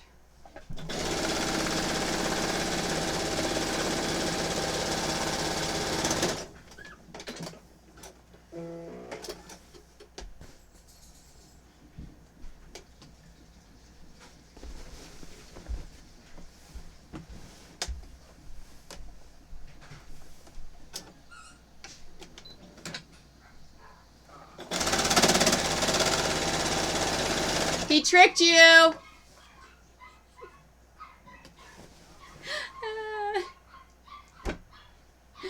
If you can hear the dogs. Alfred's, here comes Marley! Alfred's favorite thing in life is to bark at the neighbors.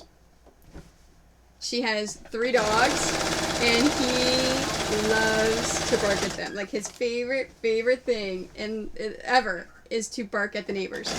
And so he will trick us, and if he hears them outside, he'll trick us by making us think that he has to go to the bathroom just so he can run out and bark at them.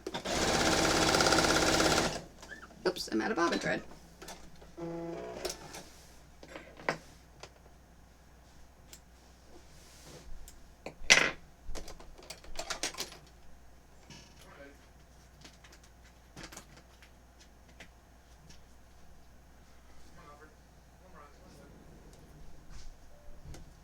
Oops.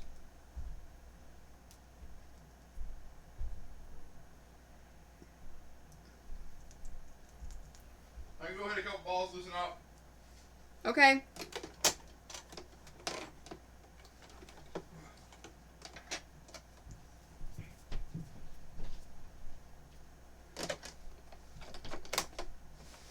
Here we go. And then I have one more to put binding on after this.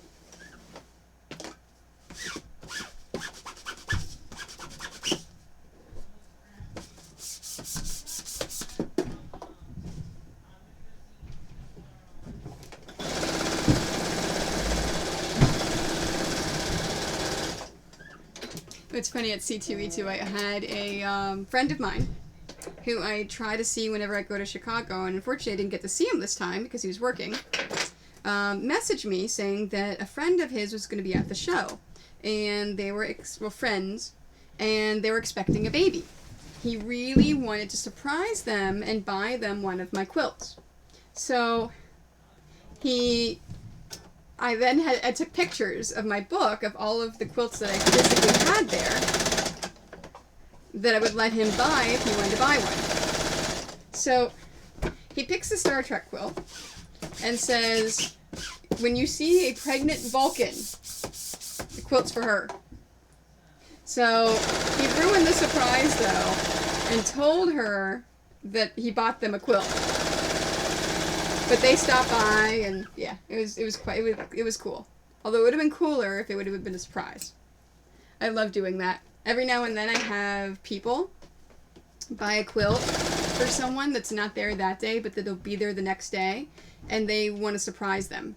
So they pick out the quilt, they buy it.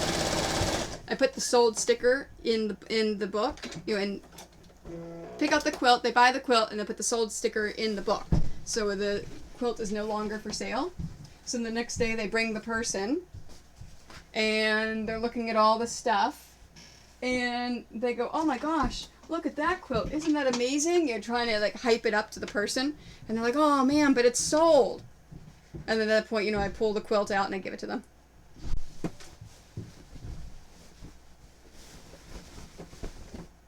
it a couple times. It's quite fun.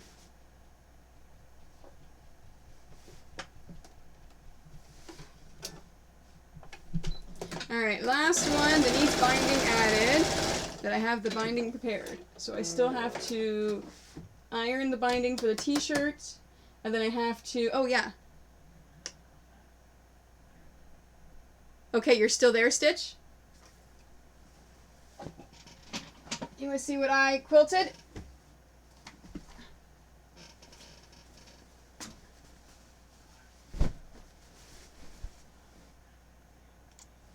All quilted. The first one.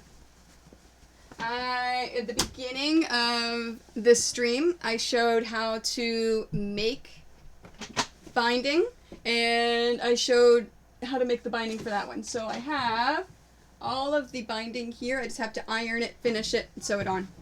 So my goal is to get that one done by AwesomeCon. Why, thank you.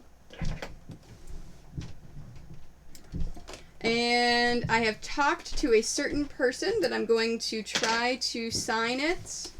And if we can make it happen, it'll happen at AwesomeCon. So my goal, I'm streaming tomorrow and Saturday.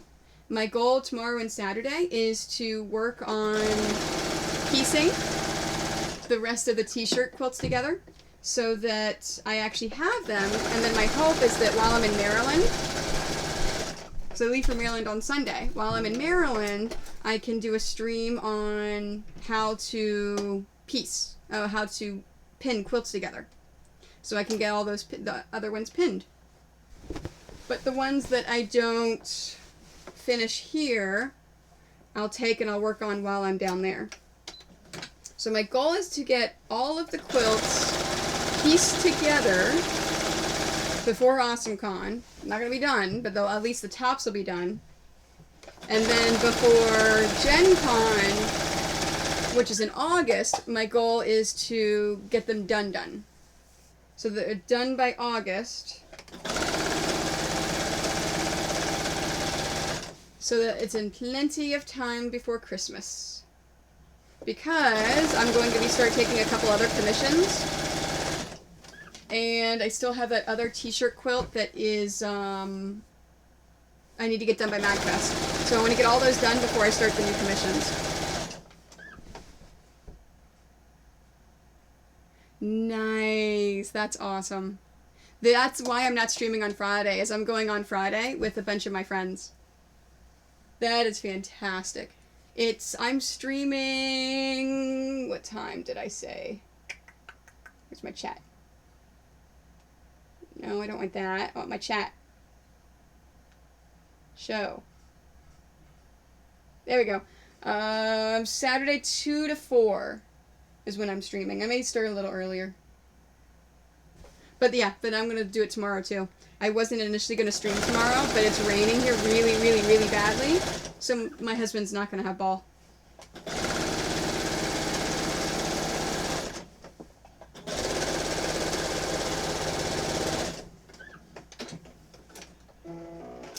Oh, that's awesome.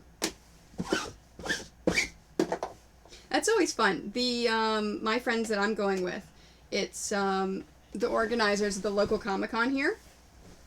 So they bought out the theater, and they're doing a costume contest. They're gonna have a panel all about Guardians of the Galaxy 1.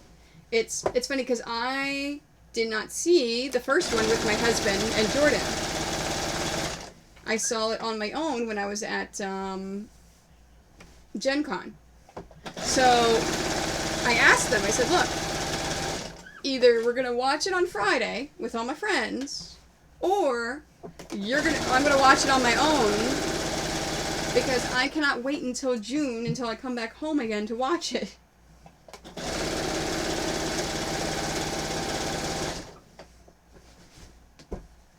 That's awesome. The entire horde. See, and it's always fun to watch those movies with friends.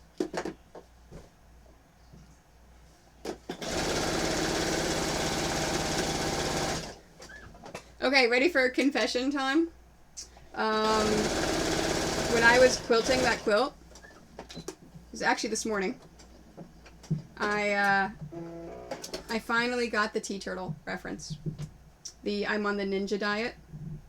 Yeah, I totally did not process what that meant until as I'm quilting it, I'm looking at it, and I stopped and I went, really? Really? How did you not understand? There's a turtle eating pizza and he's on the ninja diet. Yeah. I don't.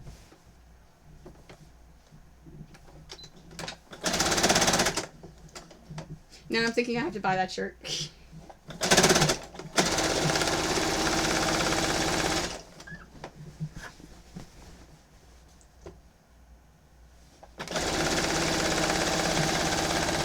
Oh.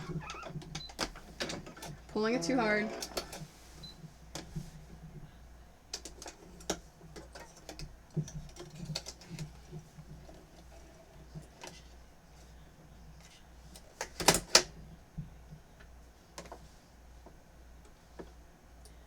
Yeah, so at Tidewater Comic-Con, the Virginia Beach one, my table is going to be under my name, under Quiltoni, because I'm going to be the only one there. I have a minion with me, but I'm not sharing the space with anyone, so it's just going to be me and my stuff. Awesome Con, we will be in Artist Alley like we normally are, and it will be Nicole and myself. So that one will be under Craft Hackers.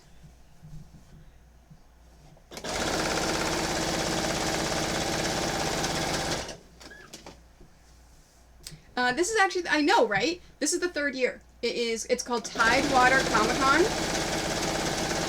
It is next weekend, hence while I'm driving down on Sunday. And I haven't done it yet. This is the first year that I've done it. But all of my friends that have done it for the past couple of years say it's amazing and it's great. And already I am super, super impressed by the organizers because they really listen and talk to the artists and the vendors. There's really good communication. And it seems like it's going to be a good time. Trying to figure out if I can Twitch stream it all while I'm down there. Not sure if I can, because I don't know if I can get an Ethernet landline connection. Because Twitch doesn't work too well on Wi-Fi.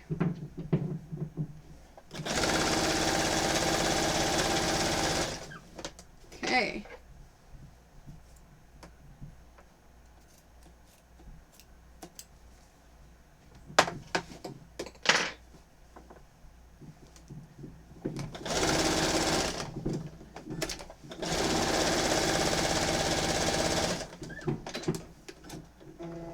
Okay, there's that one.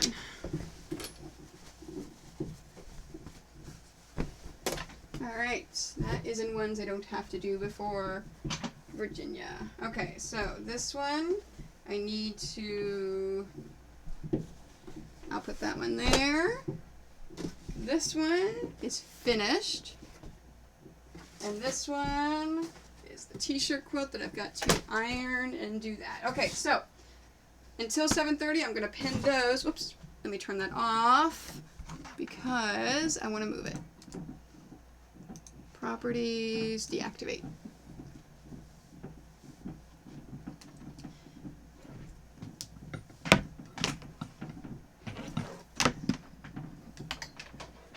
Gotta move the cord again, right?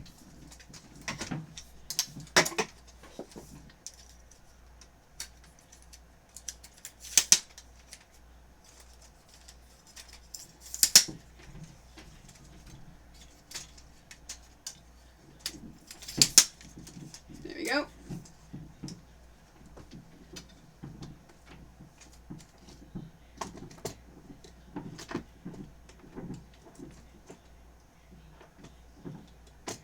Oops.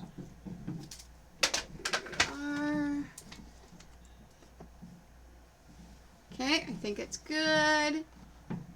So let me activate that one again. Oh yeah, look at that. That's not that bad. I actually get that pretty good. Fantastic.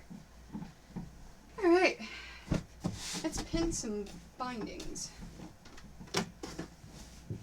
Oh, I need to get my labels on there. I almost forgot.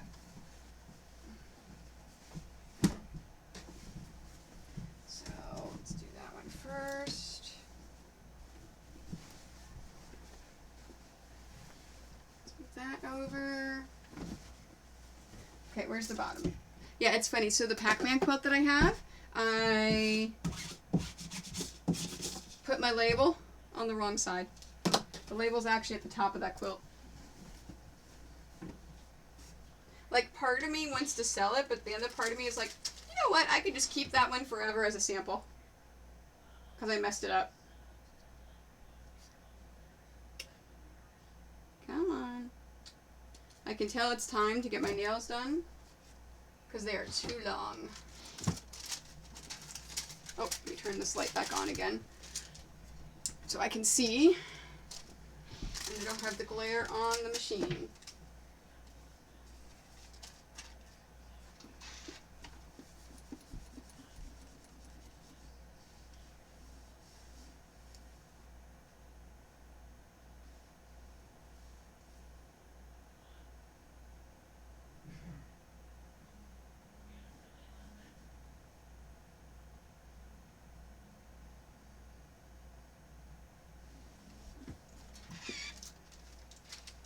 Go. Label is on there. And move this back over there so I can see chat. Oops. The one corner was coming up. This is why I'm changing to, there we go. See, this little corner wants to come up, and like I said, that's one of the reasons I'm changing to the hand ones. Okay.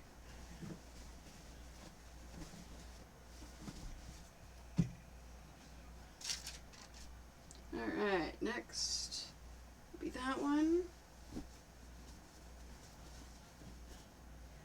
Where's the bottom? That's the bottom there. Good, that's good.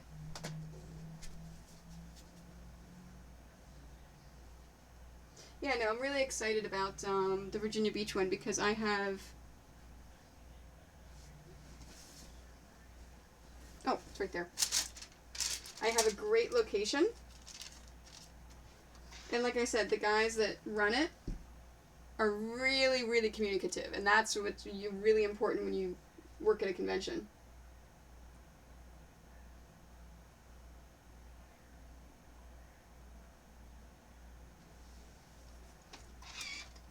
Perfect.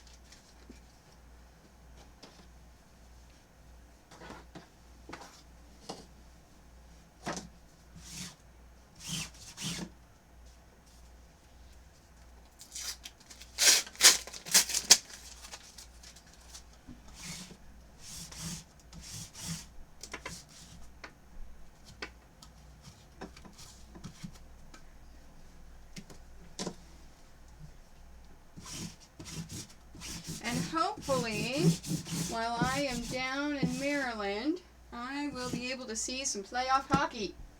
I'll be able to see some round 3 hockey. It'd be nice.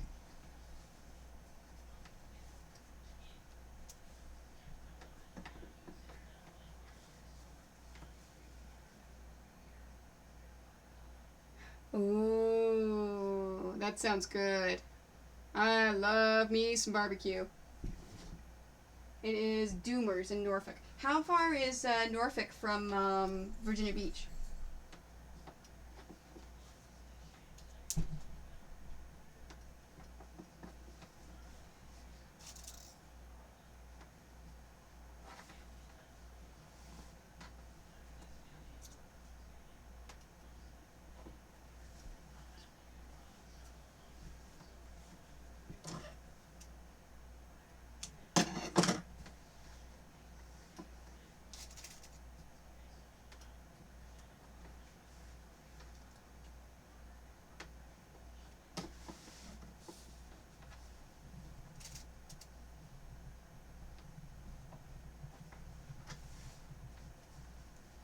See, now I want a waffle cone.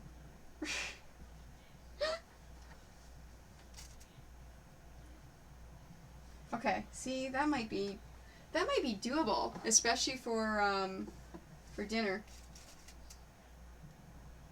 Okay, depending how early, then maybe stop on the way. Because I've got to get, so set up on Friday, because the convention's only a Saturday, Sunday convention. Set up on Friday doesn't start until 6 o'clock. So I've got to be there right around 6 because my setup takes me about 3 hours.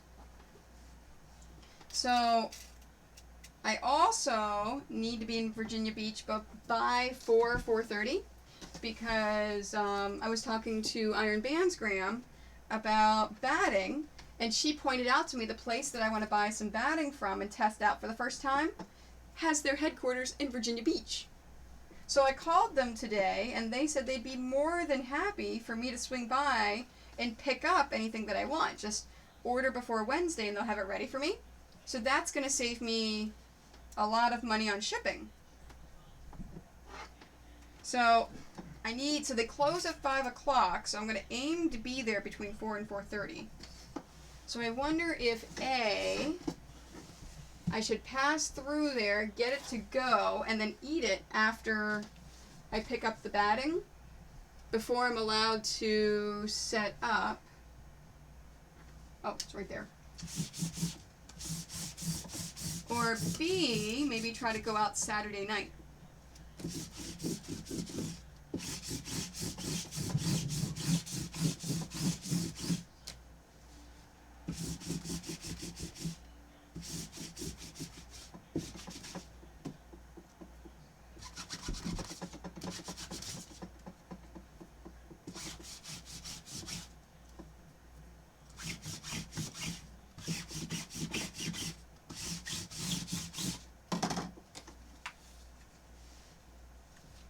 To 12:30. Okay. Okay, that's awesome. Or even maybe after we break down, you know what, maybe even Sunday night. That may be a nice treat on the way out of town on Sunday.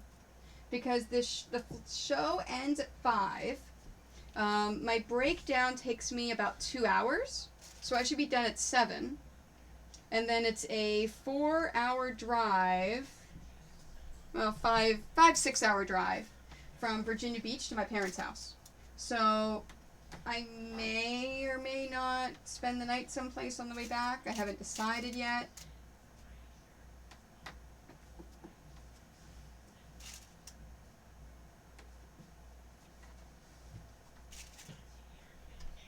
May not decide until that evening.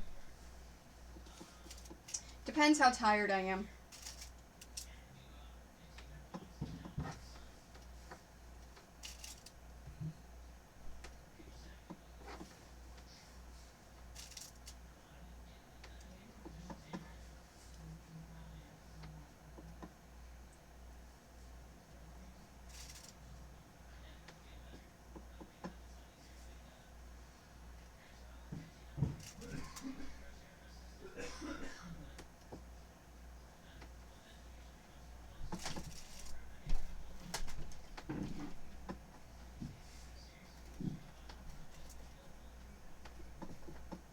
Yep.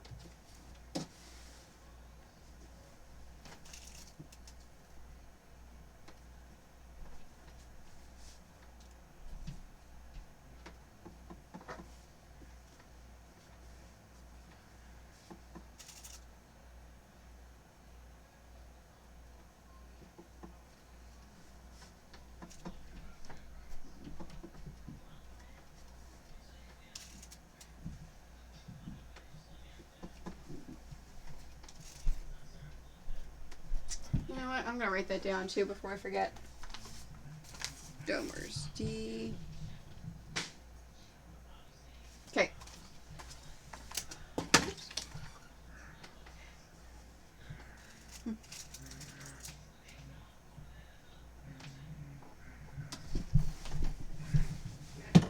Apparently, Mike is upstairs playing with Alfred. Because I can hear him growling. Mike, that is. I can hear Mike growling.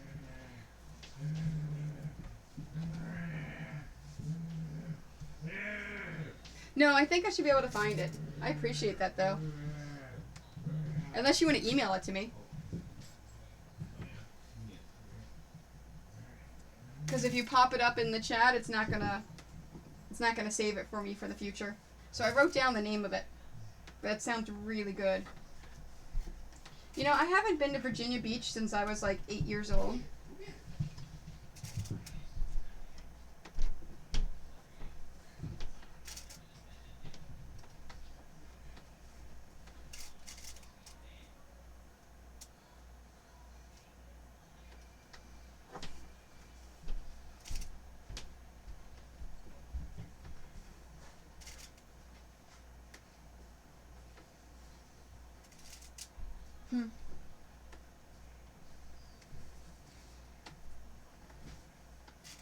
See, I'm kind of looking forward to that too, because it's been a while since I've had good barbecue.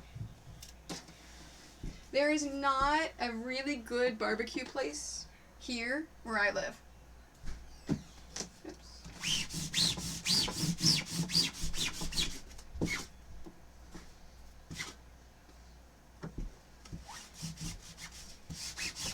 There we go.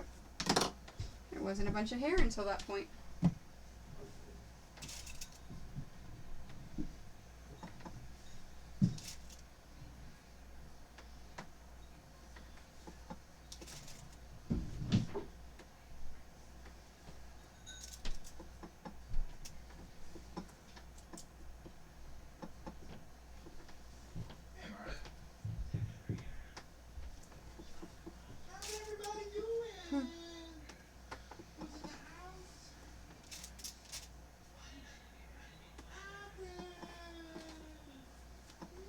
Alright, I think after I finish pinning this quilt, I am probably going to call it a night.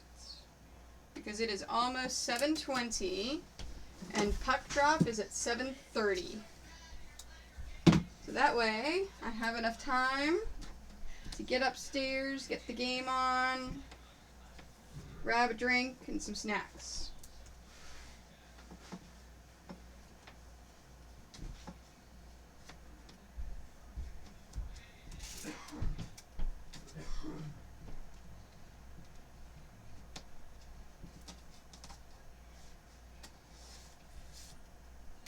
I do have to update my Twitch announcement for my streams to include tomorrow. So I'm thinking tomorrow 5:30 to 8.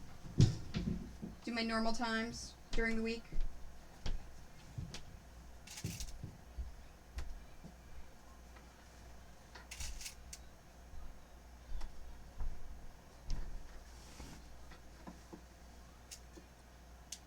Nope. We are down 2-1 right now. And you have to have 4 wins to get to the next round. So they've only played 3 games. So they've got to win 3 more games to get to the next round.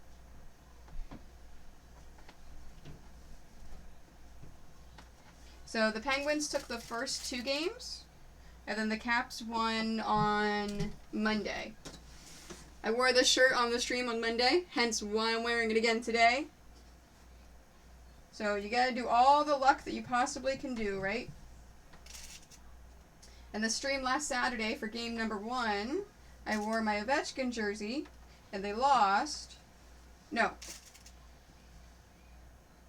Yes.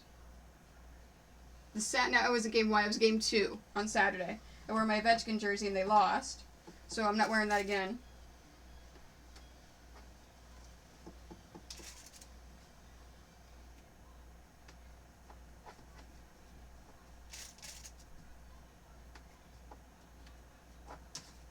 There we go.